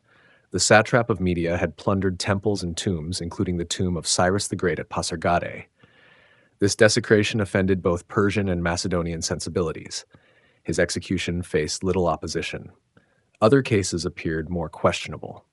Cleomenes, the financial administrator of Egypt, faced accusations of gross corruption and oppression. Yet Alexander retained him in office, demanding only that he complete construction of a grand temple to Hephaestion. This selective enforcement suggested political calculation rather than pure justice. The purges served multiple purposes. They removed potentially disloyal officials. They reasserted royal authority after years of absence. They also satisfied Persian nobles who had complaints against Macedonian administrators. Alexander positioned himself as an impartial ruler above ethnic divisions, judging all officials by the same standard. But the purges also reflected paranoia. Alexander had changed during the Indian campaign and desert march. His injury at the Malian town and near-death experience left psychological marks. His tolerance for dissent or independence had diminished. The borderline between legitimate security concerns and excessive suspicion blurred. Financial reform accompanied the administrative purge. Alexander ordered comprehensive audits of all provincial treasuries. He demanded detailed accounting of tax collection and expenditure. Discrepancies resulted in severe penalties. The empire's fiscal system had grown corrupt during his absence. He moved decisively to restore central control over revenue. The king also addressed military reforms that had been developing during his absence. Persian youths had been trained in Macedonian tactics and equipment. Alexander now integrated these successors into the regular army structure. They were organized in units parallel to Macedonian formations. This integration faced resistance from veteran Macedonians. They viewed the Persian soldiers as diluting the army's core strength. Alexander saw them as necessary. The empire was too vast for a purely Macedonian force to garrison. Integration of Persian nobility into military command structures served both practical and political purposes. He promoted several Persian nobles to high military command. This elevation of former enemies to positions of authority shocked conservative Macedonians, but Alexander insisted the empire required officials of all backgrounds. Military competence and loyalty mattered more than ethnicity. The question of loyalty was tested almost immediately. A conspiracy was uncovered among some of the newly promoted Persian officers. They allegedly planned to assassinate Alexander during a religious ceremony. The plot was betrayed before execution. Alexander responded with measured severity. The ringleaders were executed, but their families were spared and other Persian officials remained in office. Religious policy also underwent revision. Alexander had adopted increasingly Persian royal practices during his absence. He now formalized the requirement that subjects perform proskynesis, the prostration bow traditional in Persian court ceremony. Greeks and Macedonians had previously been exempted from this practice, viewing it as appropriate only for gods. The expanded requirement provoked grumbling, but not open resistance. Most recognized it as political theater necessary for ruling a Persian empire. But combined with other changes, it contributed to growing tension between Alexander and his oldest companions. He also issued orders regarding religious sanctuaries. Temples throughout the empire that had been damaged or plundered were to be restored. This policy applied to Greek, Persian, Babylonian, and Egyptian religious sites equally. Alexander positioned himself as protector of all his subjects' faiths, a role traditional to Persian kingship. Financial resources to implement these policies came from multiple sources. The treasuries of Persepolis, Susa, and Babylon held enormous accumulated wealth. Alexander had already begun dispersing this hoarded precious metal throughout the economy by paying soldiers and funding construction projects. He now accelerated this process. The economic impact was significant. The sudden increase in circulating silver and gold caused inflation across the eastern Mediterranean. Prices rose sharply. This benefited debtors but harmed those on fixed incomes. The transformation of Persia's stored wealth into active currency fundamentally altered ancient economic patterns. Alexander also addressed succession planning, though inadequately. He remained unmarried except for Roxane. His relationship with her had produced no children yet. His second marriage to Statera, daughter of Darius III, remained politically symbolic rather than producing heirs. The empire's future depended entirely on one man's continued survival. By early 324 BCE, Alexander had largely restored administrative order. The purges had removed or cowed potential rebels. The financial system was being reformed. The army was being restructured to include Persian elements. The empire functioned again as a centralized state rather than a collection of semi-independent satrapies. But the methods employed had costs. Trust between Alexander and his Macedonian companions had eroded. The casual brutality of the purges created fear among officials. No one knew who might face sudden accusations. The atmosphere at court grew tense and suspicious. Fusion or conflict. The Susa weddings and the army mutiny. In spring 324 BCE, Alexander staged an extraordinary ceremony at Susa. He arranged marriages between 91 Macedonian and Greek officers and Persian noblewomen. He himself married Statera, eldest daughter of Darius III, and Parysatis, daughter of Artaxerxes III. The ceremony followed Persian royal custom on an unprecedented scale. The weddings lasted 5 days. Alexander provided dowries for all the brides. The celebrations included elaborate feasts, performances, and gift-giving. 10,000 Macedonian soldiers who had already taken Asian wives received generous bonuses. The entire event was choreographed to symbolize fusion of Macedonian and Persian nobility into a single ruling class. The political message was explicit. Alexander envisioned an empire ruled by a mixed elite, bound together by marriage alliances and shared governance. This represented his mature vision for the territorial legacy he would leave behind. Blood ties would unite the conquerors and the conquered. Many officers participated reluctantly. They accepted Persian wives because refusing the king's command was unthinkable. But they viewed the marriages as political obligations rather than personal unions. Ancient sources record that most officers divorced or abandoned their Persian wives shortly after Alexander's death. Hephaestion embraced the policy enthusiastically.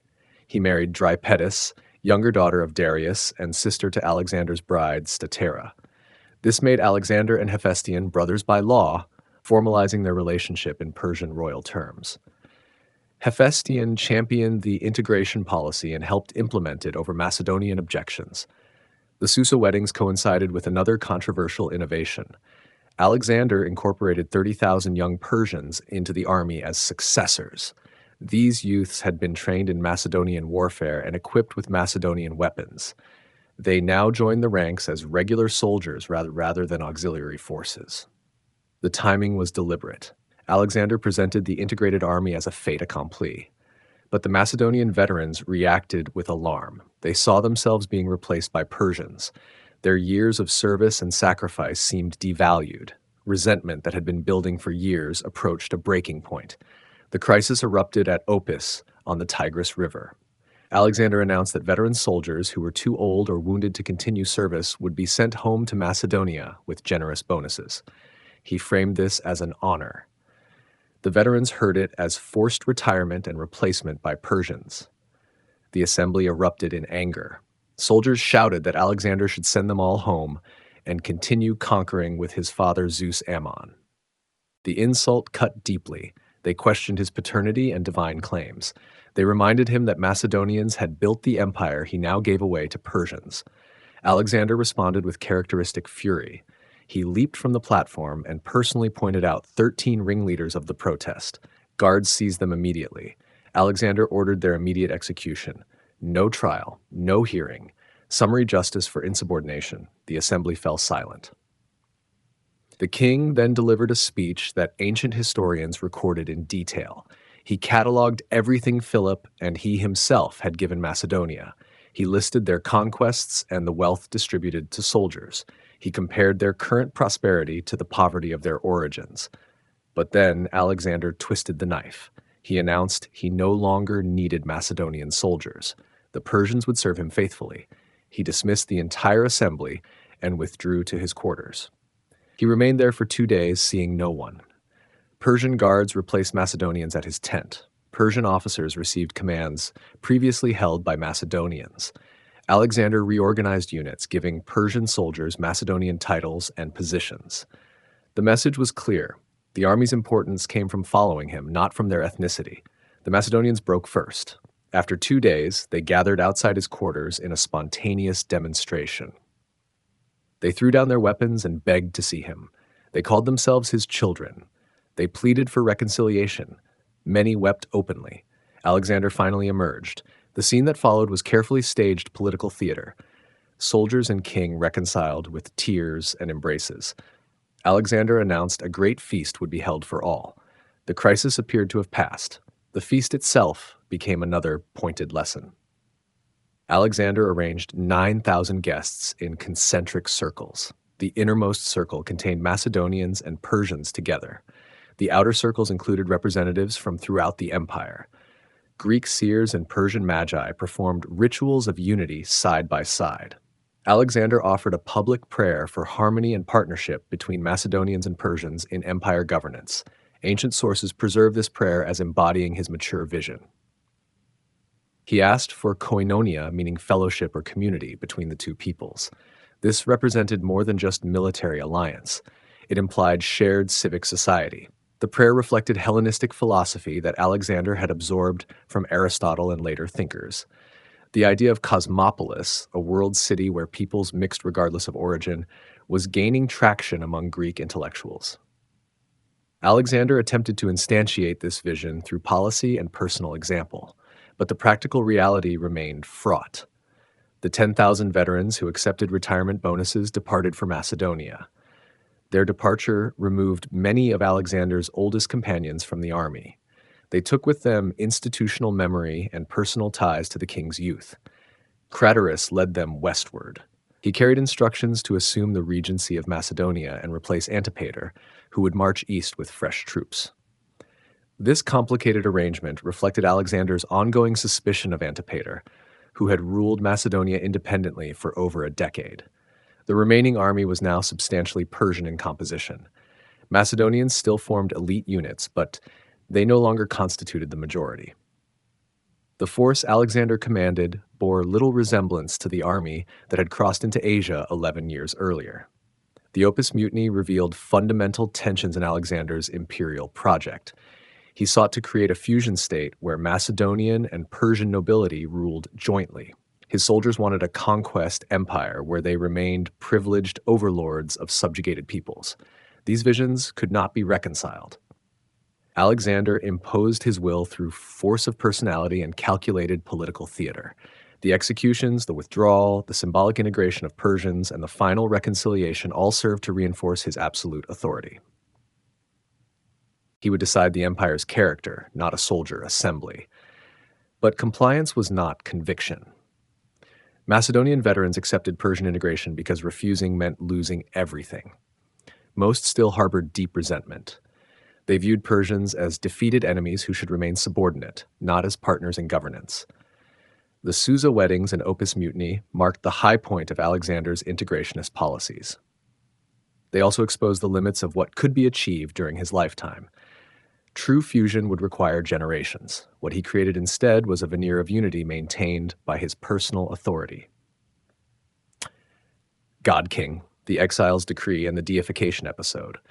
In 324 BCE, Alexander issued one of his most controversial edicts. He commanded all Greek city-states to recall their exiles and restore their property. The decree affected tens of thousands of people scattered across the Mediterranean.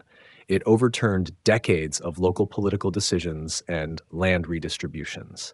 Alexander announced the decree at the Olympic Games through his representative Nicanor. The timing was calculated for maximum visibility.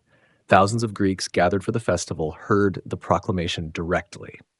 Ancient sources record that 20,000 exiles were present at Olympia when the decree was read. The stated justification was humanitarian. Alexander claimed he wanted to end the suffering of displaced Greeks wandering as refugees, but the political implications were profound. The decree represented unprecedented interference in Greek city-state autonomy. It violated the League of Corinth agreements that supposedly guaranteed Greek freedom. City-states reacted with alarm. Athens was particularly affected. The decree implied restoring Samian exiles to Samos, which Athens had controlled for decades. Athenian citizens had settled there. Restoration meant dispossessing Athenians to satisfy Alexander's command. The city faced a direct threat to its interests. Aetolia faced similar problems. The city had exiled many residents and redistributed their lands. Compliance with the decree would destabilize local politics and economics. Other cities faced comparable disruptions. The exile decree touched nearly every corner of the Greek world, yet open resistance was impossible. Alexander commanded overwhelming military force. The recent destruction of Thebes remained fresh in Greek memory. City-states sent embassies to negotiate exemptions or delayed implementation, but none dared outright refusal. The decree served multiple purposes beyond its stated humanitarian goal. It undermined local power structures, making city-states more dependent on Alexander's favor. It created a class of grateful beneficiaries loyal to him personally. It demonstrated his authority to reorder Greek society by fiat. The exile decree was accompanied by an even more provocative development. Alexander indicated he desired recognition as divine. The exact form of this request remains disputed in ancient sources. Some claim he demanded explicit worship. Others suggest he merely accepted honors offered spontaneously by Greek cities. The historical evidence is fragmentary and contradictory. No official decree commanding deification survives, but multiple sources mention embassies from Greek cities arriving to discuss, according Alexander, divine honors. The debate in Athens was recorded. The orator Demades proposed recognizing Alexander as a god. The Spartan response became famous. When asked about deifying Alexander, the Spartan assembly replied laconically, "Since Alexander wishes to be a god, let him be a god." The quote captured Greek ambivalence. They would perform the rituals if forced, but conviction was absent.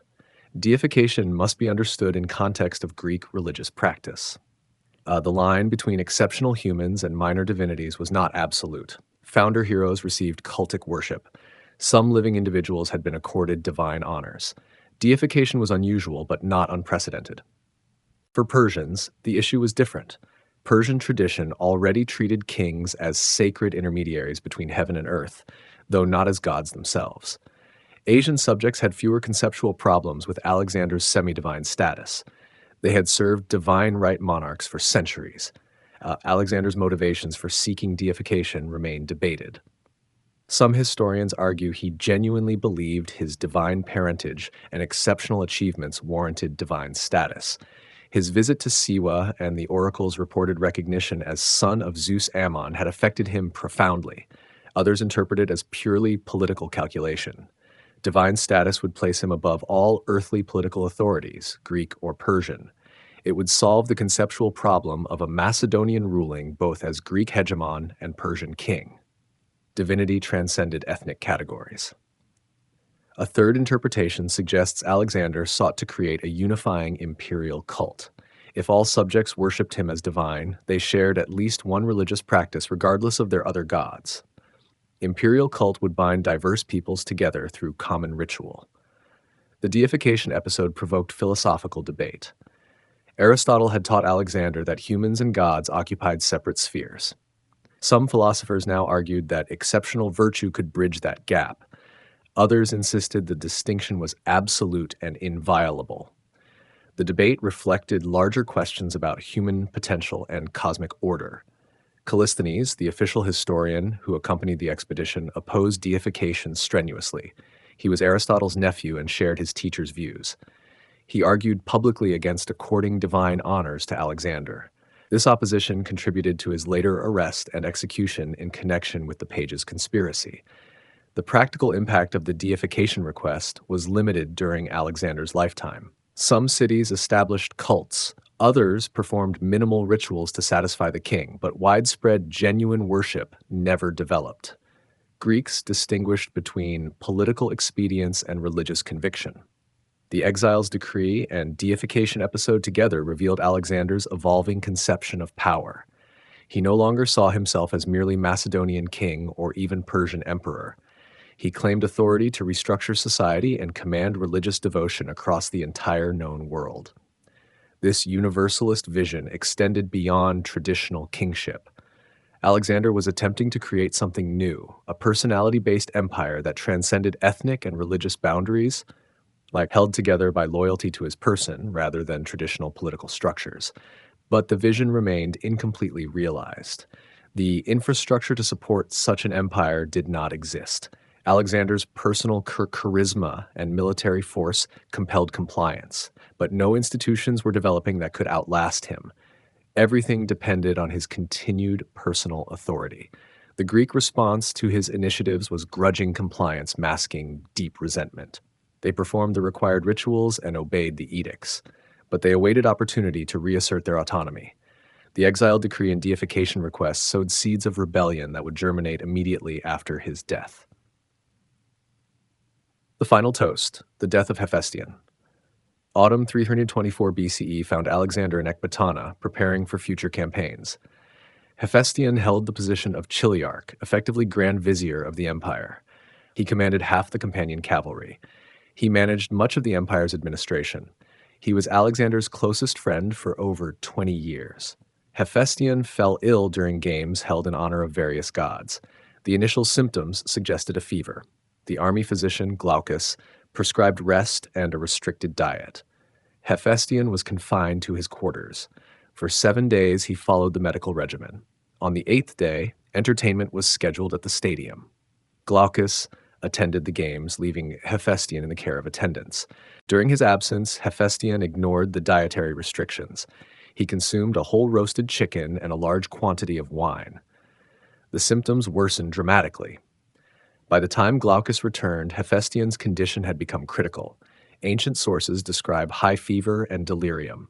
Modern medical historians suggest the illness was likely typhoid fever, which was endemic in the region during that season. Alexander was summoned urgently from the stadium. He rushed to Hephaestion's side.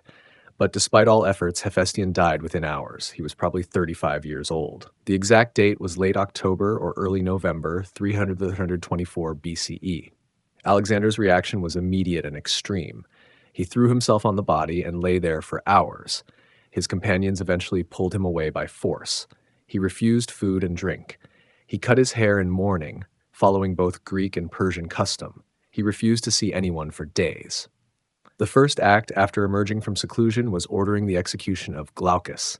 The physician was crucified for failing to save Hephaestion. This execution was legally unjustifiable by any standard. It revealed the depth of Alexander's grief and his need to blame someone for the loss. Alexander ordered mourning throughout the empire. All music stopped, all festivals were canceled. He commanded that temples to Asclepius, the healing god, be destroyed for allowing Hephaestion to perish. This order was later rescinded but reflected his mental state. He sent embassies to Siwa to inquire whether Hephaestion should receive divine honors. The oracle was instructed to approve hero cult worship. When the response arrived, affirming Hephaestion's heroic status, Alexander ordered the establishment of hero shrines throughout the empire. Plans for Hephaestion's funeral became increasingly grandiose. Alexander commissioned a pyre in Babylon designed by the architect Stesicrates. Ancient sources describe it as costing 10,000 talents, an extraordinary sum equivalent to the annual revenue of a wealthy province. The pyre design was elaborate. It stood 200 feet high in multiple tiers. Each tier featured different decorations: golden ships with figures at the oars, torches held by golden statues, battle scenes in precious metals. The structure was visible for miles. Alexander ordered the sacrifice of thousands of animals. He commanded that Persian magi perform funeral rites alongside Greek priests. He personally lit the pyre. The funeral became a demonstration of imperial power and personal grief combined in spectacular display. But the funeral could not be held immediately. The pyre's construction would take months. Alexander threw himself into military activity instead. He launched a punitive campaign against the Kasayan hill tribes. This expedition had no strategic purpose. It served as a human sacrifice to Hephaestion's memory. Ancient sources describe the Kasayan campaign as particularly brutal. Alexander treated the entire population as a funeral offering. The elderly, women, and children were not spared. Cities were destroyed systematically. The violence reflected his psychological state. The relationship between Alexander and Hephaestion had been the defining friendship of both their lives. They had grown up together at the Macedonian court. Hephaestion accompanied Alexander on the entire Asian campaign. He held positions of highest trust and commanded major operations independently. Ancient sources describe them as inseparable. They shared quarters when possible. They appeared together at official functions. Persian sources referred to them jointly. When Alexander married Statera, Hephaestion married her sister Drypetis, making them brothers by law in Persian royal custom. The exact nature of their relationship remains debated. Ancient sources use terminology suggesting physical intimacy. Greek culture of the period accepted such relationships between men. Alexander's own reading of Homer emphasized the bond between Achilles and Patroclus, which he viewed as the model friendship. Whether the relationship was physical or intensely platonic matters less than its centrality to Alexander's life. Hephaestion was the person who knew him longest and best. He shared Alexander's entire adult life. He understood the pressures and isolation of supreme power because he witnessed it daily. After Hephaestion's death, Alexander changed. Ancient sources describe him as more suspicious, more prone to anger, less patient with advice. He had lost the one person who could speak to him with complete honesty. He had lost his emotional anchor. The elaborate funeral plans, the excessive mourning, the military campaign as human sacrifice, all revealed a man who could not process the loss within normal bounds. Alexander's grief was as excessive as everything else about him. Moderation was not in his nature. The last days, the Babylon prophecies and final plans. Alexander arrived at Babylon in spring 323 BCE. The city would serve as capital for his planned campaigns. He intended Babylon to become the administrative heart of the empire, surpassing even the traditional Persian capitals. Approaching the city, ambassadors from various peoples met him.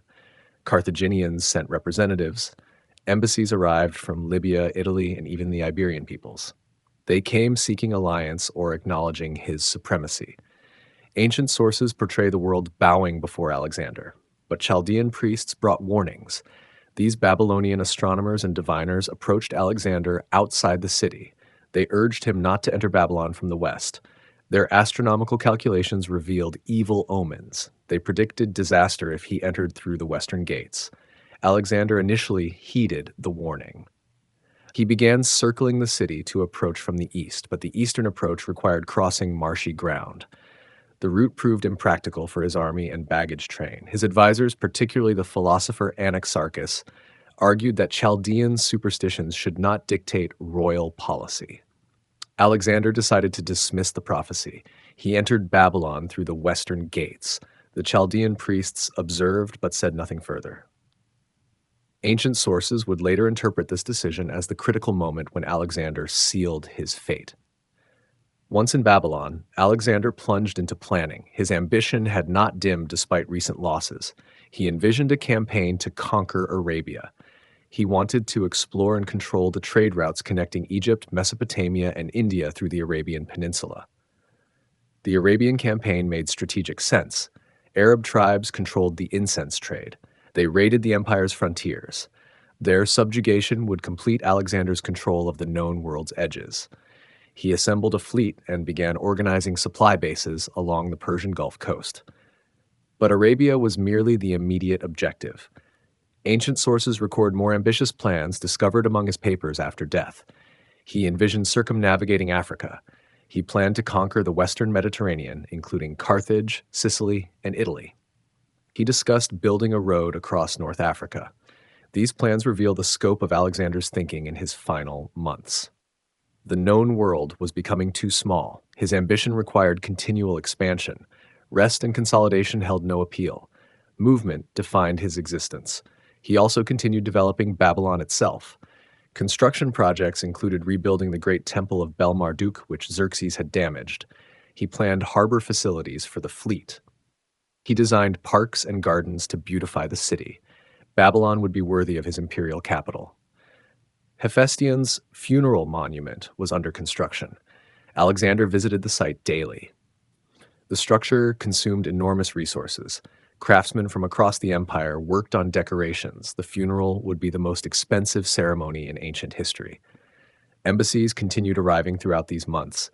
Alexander held receptions, conducted diplomacy, and settled disputes. He maintained his usual exhausting schedule despite the Mesopotamian summer heat. But troubling signs appeared. A stranger sat on Alexander's throne one day. One day, he bathed. Guards found the man and demanded to know who allowed this sacrilege. The man claimed divine voices told him to sit there. Alexander had him executed, but the incident disturbed the court. Birds died in unusual numbers around the palace. Their bodies were found scattered in courtyards and gardens. Chaldean priests noted the omen. In Babylonian divination, dead birds near the king's residence predicted disaster. Alexander's closest companions observed changes in his behavior.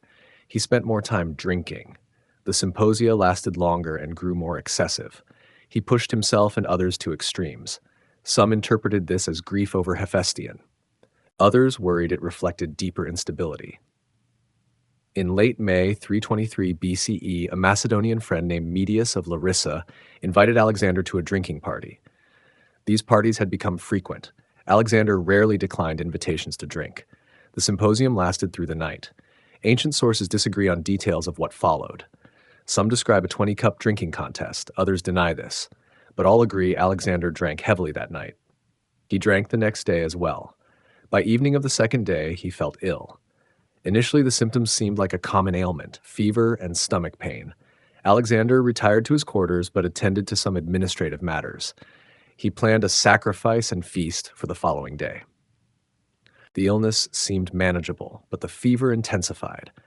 Over the following days, Alexander's condition deteriorated. He could not eat. He grew weaker. The fever would not break. He continued trying to fulfill official duties from his bed, giving orders to commanders about the Arabian expedition. By the fifth day, he could not speak above a whisper. Soldiers demanded to see him. They feared he had already died, and his companions were hiding the truth. Alexander ordered his bed moved to where the army could file past. He could not speak, but raised his hand to each soldier. The final days saw Alexander barely conscious. His companions asked who should receive the kingdom. Ancient sources disagree on his response. Some claim he said to the strongest. Others record that he said to the most worthy, or gave no clear answer. The succession question remained unresolved. On June 10th or 11th, 323 BCE, Alexander died. He was 32 years old. He had ruled for 12 years and 8 months. His empire stretched from Greece to India, from Egypt to Central Asia. He left no designated heir.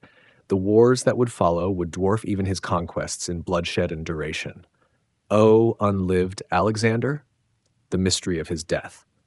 The cause of Alexander's death remains one of history's enduring mysteries. Ancient sources provide conflicting accounts. Modern scholars propose multiple theories. The truth likely died with him in that Babylonian palace room. The official account described natural illness. Alexander fell sick after a drinking party. The fever progressively worsened over 11 days. He died surrounded by his companions. This version appears in the most reliable ancient histories, particularly Arrian's work based on contemporary accounts, but poisoning rumors emerged immediately. Gossip circulated through the army even before the funeral. By the time Alexander's body was being fought over, multiple suspects were being named. The poisoning theory dominated popular imagination for centuries. The strongest case for poisoning comes from the symptoms progression. Alexander's illness followed a pattern: initial stomach distress, progressive weakness, fever that would not break, eventually loss of speech. These could match certain poisons available in the ancient world. Strychnine, derived from plants, was suggested by some ancient writers, but this poison acts too quickly. Symptoms appear within hours, not days. The prolonged 11-day decline argues against most fast-acting toxins known to the ancient world. Water from the river Styx was mentioned in Romantic accounts. This mythical poison supposedly dissolved all containers except those made from horse hooves.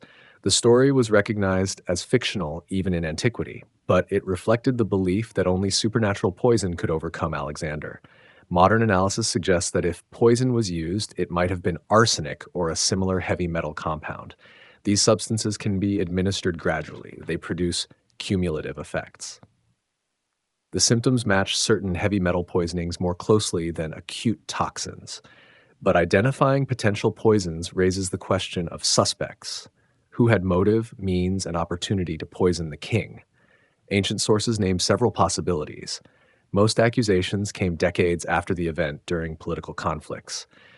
Antipater held the regency in Macedonia. He faced recall and replacement by Craterus. His sons Cassander and Iolaus served in Alexander's court. Iolaus was the royal cupbearer, with access to Alexander's food and drink. The family had both motive and opportunity. Later propaganda, particularly from the Ptolemaic court in Egypt, blamed the Antipater family directly. These accounts claimed Cassander brought poison from Greece. Iolaus administered it during the fatal banquet. Antipater conspired with Aristotle, who supposedly knew about rare poisons. But these accusations served political purposes. Cassander eventually seized control of Macedonia. His rivals wanted to delegitimize his rule. Linking him to Alexander's death served that goal. The timing of the accusations, decades after the event, makes them suspect. Roxane, Alexander's first wife, also faced suspicion. She would benefit from other wives' removal. She was pregnant when Alexander died. Her son would be the strongest heir claimant. But she had no apparent means to administer poison at the fatal banquet she did not attend. Persian nobles theoretically had motive. They served a foreign conqueror who had destroyed their empire. But those close enough to poison Alexander had benefited from his rule. They received high positions and honors. Killing him risked their status. Natural causes remain the most probable explanation, despite the dramatic appeal of poisoning theories. The symptoms match several diseases endemic to Mesopotamia in summer. The prolonged fever and gradual decline fit multiple diagnoses. Typhoid fever is frequently suggested. The disease has an incubation period of 1 to 2 weeks. Symptoms include sustained high fever, weakness, and stomach distress. The progression matches Alexander's reported illness. Typhoid was common in ancient cities with questionable water quality. Malaria was endemic in the Babylonian marshes. The area's climate and standing water harbored mosquitoes. Ancient sources mention Alexander's fleet exercises on the Euphrates, exposing him to insect vectors. Cerebral malaria can cause fever patterns matching the descriptions. Some scholars propose acute pancreatitis triggered by his heavy drinking. Alexander consumed alcohol to excess throughout his adult life. The final banquet may have been the catalyst for pancreatic failure.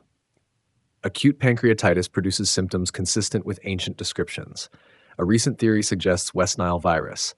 This disease produces fever, weakness, and neurological symptoms. It was likely present in ancient Mesopotamia. The progression and outcome match West Nile's course in some patients. The theory remains speculative, but possible. The Malian arrow wound from 2 years earlier may have contributed. That injury never fully healed. Lingering lung damage could have made Alexander more vulnerable to respiratory infections or reduced his ability to survive serious illness. The earlier trauma may have weakened his constitution. Chronic alcoholism definitely affected his health. Alexander's drinking increased after Hephaestion's death. Liver damage from years of consumption would have compromised his body's ability to fight infection or recover from illness. The lifestyle contributed to vulnerability. Psychological factors cannot be ignored. Alexander drove himself relentlessly. He allowed no rest. The stress of commanding an empire, planning new campaigns, managing internal conflicts, and mourning Hephaestion created enormous strain. Chronic stress weakens immune function. The most likely conclusion is that multiple factors combined. Alexander's weakened constitution from previous wounds and drinking met an infectious disease. His body could not mount effective resistance. The illness progressed beyond what a healthy person might have survived. No definitive evidence exists for poisoning. The accusations came too late and served too many political purposes to be fully credible. Ancient forensic medicine could not distinguish between illness and certain poisons. Modern analysis of the historical accounts suggests natural causes more strongly than murder. But uncertainty persists. The truth of Alexander's death remained unclear even to those present. His companions could not agree on details. Ancient historians working decades later had only contradictory accounts to reconcile. Modern scholars work with fragmentary sources subject to bias and error. The mystery endures because it matters. If Alexander died of illness, he was victim of chance. If he was poisoned, he fell to human conspiracy. The first makes his death meaningless. The second makes it part of the power struggles that defined his era. Both explanations fit the available evidence imperfectly. The empire has no heir. The Babylon settlement and descent into chaos. Alexander's body lay in the palace while his commanders gathered. No one knew what would happen next. The empire had no clear succession mechanism. Everything depended on decisions made in those first chaotic hours. Two factions emerged immediately. The infantry led by Meleager supported Philip III Aridaeus. He was Alexander's half-brother, son of Philip II by another wife, but he suffered from some form of mental or physical disability. Ancient sources describe him as unfit to rule. The cavalry, led by Perdiccas, wanted to wait. Roxane was 8 months pregnant. If she bore a son, that child would be Alexander's direct heir. They argued for regency until the baby's birth and maturity. Waiting preserved legitimacy. The debate grew heated. Both groups armed themselves. The infantry occupied the palace complex. The cavalry assembled outside the city. Babylon faced civil war before Alexander's body cooled. The empire began fracturing immediately. A compromise was reached after several days. If Roxane bore a son, he would be joint king with Philip III Aridaeus. Until the boy reached maturity, regents would govern. This awkward arrangement satisfied no one but prevented immediate violence. The question of who would serve as regent produced more conflict. Perdiccas held Alexander's signet ring, taken from him as he died. This implied Alexander designated him successor, but Perdiccas lacked the military force to impose his will absolutely. Treacherous remained in the west, leading 10,000 veterans toward Macedonia. Antipater still governed Macedonia and Greece. Antigonus controlled Phrygia and substantial territory. Ptolemy had been promised Egypt.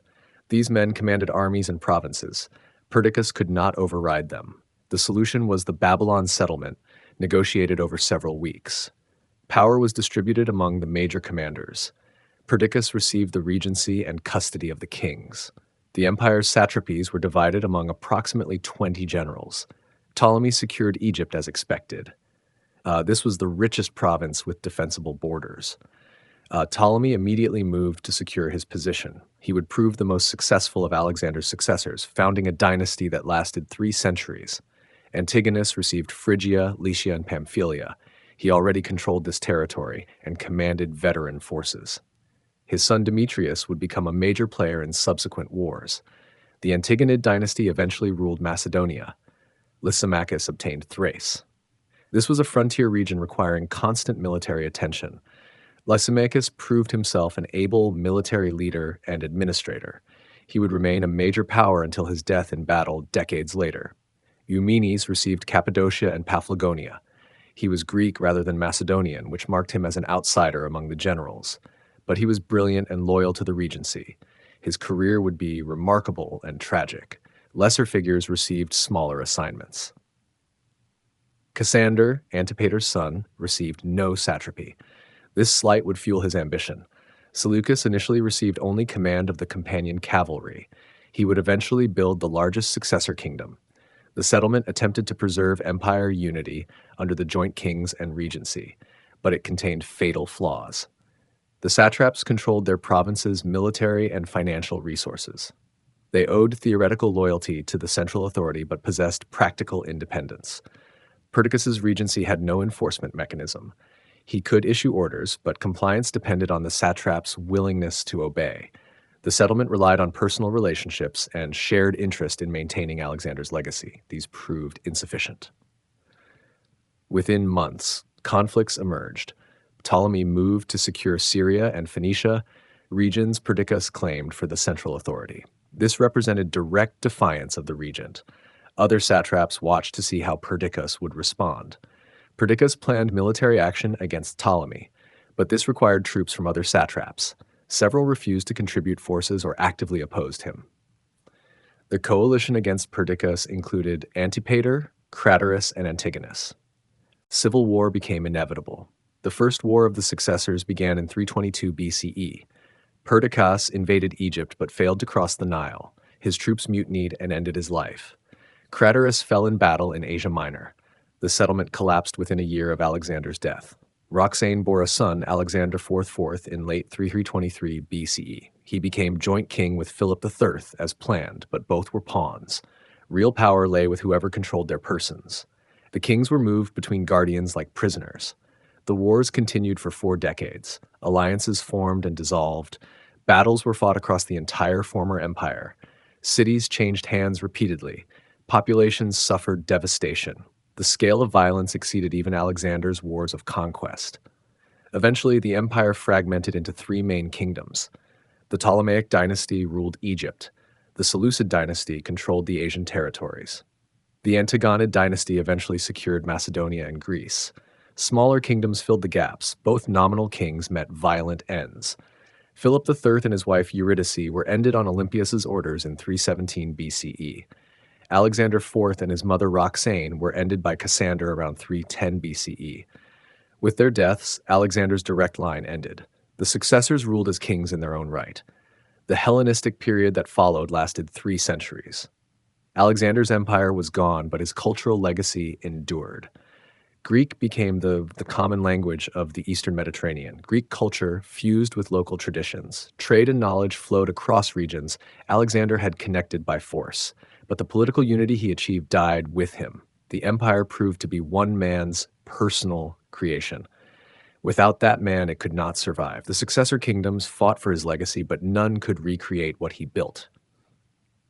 Epilogue: The Immortal Ghost. Alexander lived 32 years. He changed the world more profoundly than almost any figure before or since. The man himself was remarkable. The forces he unleashed were transformative. Separating his intentional legacy from accidental consequences remains challenging. The immediate impact was violent fragmentation.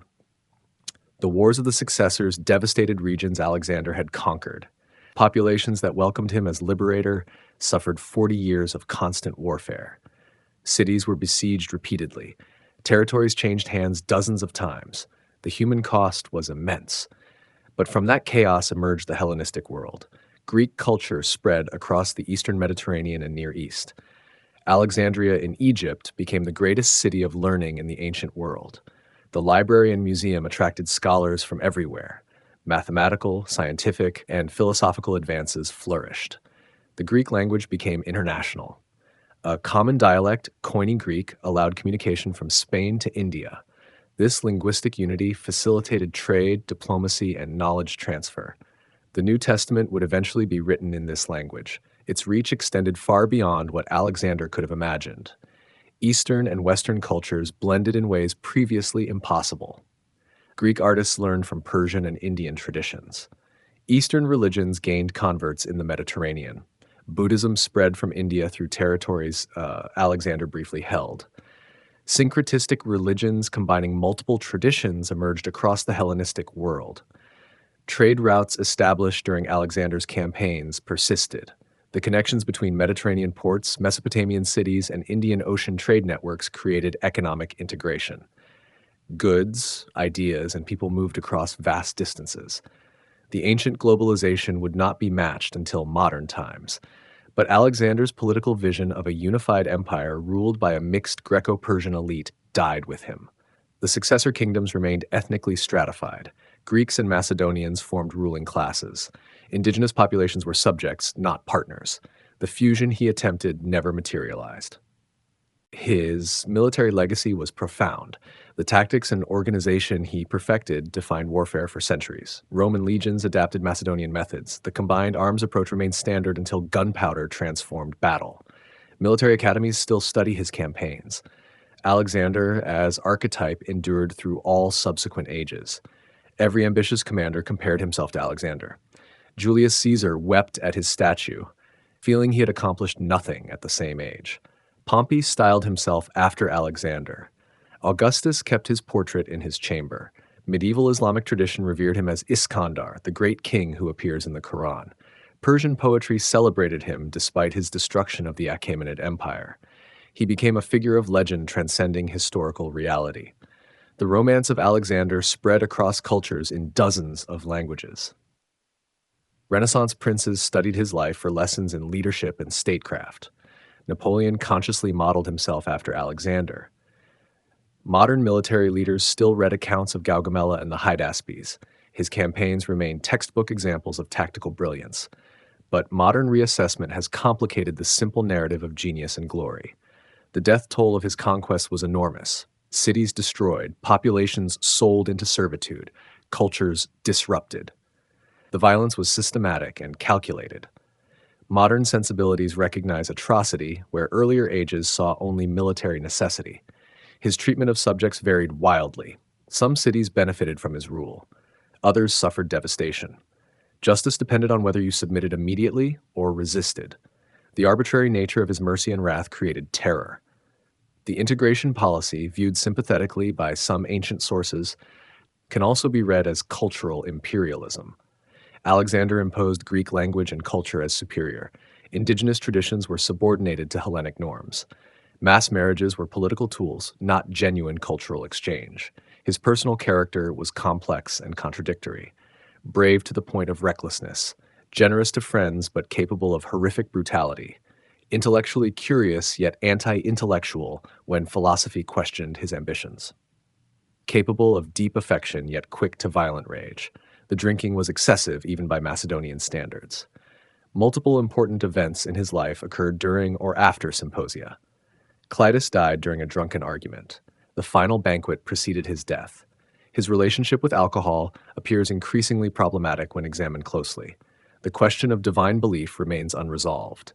Did he genuinely think himself son of Zeus? Was it calculated propaganda? The answer probably lies somewhere between. He may have half believed his own mythology, wanting it to be true while maintaining private skepticism. Psychological analysis is speculative, but certain patterns emerge. The relationship with Philip was fraught with competition and resentment. Olympias' influence was profound and possibly toxic. The need to surpass Philip drove much of his ambition. He could never rest because rest meant being merely human. The friendship with Hephaestion defined his emotional life. After Hephaestion's death, Alexander's behavior deteriorated. He needed that emotional anchor. Without it, he spiraled into excess and poor judgment. The last year of his life was his most erratic. His legacy for Macedonia was ultimately negative. The empire fragmented. The homeland was devastated by civil wars. The Antigonid dynasty that eventually ruled Macedonia was far weaker than Philip's kingdom. Alexander drained Macedonia's military manpower for foreign adventures that benefited the kingdom little. For Persia, he was destroyer and catalyst simultaneously. The Achaemenid Empire ended. Ancient traditions were disrupted, but the cultural synthesis that emerged created new possibilities. Persian elements in Hellenistic culture ensured continuity despite political upheaval. For India, his invasion was brief and his impact limited. The regions he reached were peripheral to Indian civilization. Indigenous sources barely mention him, but he opened routes that later facilitated cultural and commercial exchange. For the Mediterranean world, he was transformative. The age of the independent city-state was ending. Territorial kingdoms became the norm. Professional armies replaced citizen militias. Absolute monarchy superseded republican traditions. These changes stemmed partially from his example. The fundamental question about Alexander concerns intentionality. Did he plan the world he created? His stated goals were conquest and personal glory. The Hellenistic cultural synthesis happened despite his intentions, not because of them. He connected worlds through violence. Others built bridges on the ruins. Was he great? The question itself is problematic. Greatness in what sense? Military genius, certainly. Political vision, partially. Moral character, questionable. Cultural impact, undeniable. He was great in the sense of generating outsized historical consequences. Whether those consequences were good requires different judgment.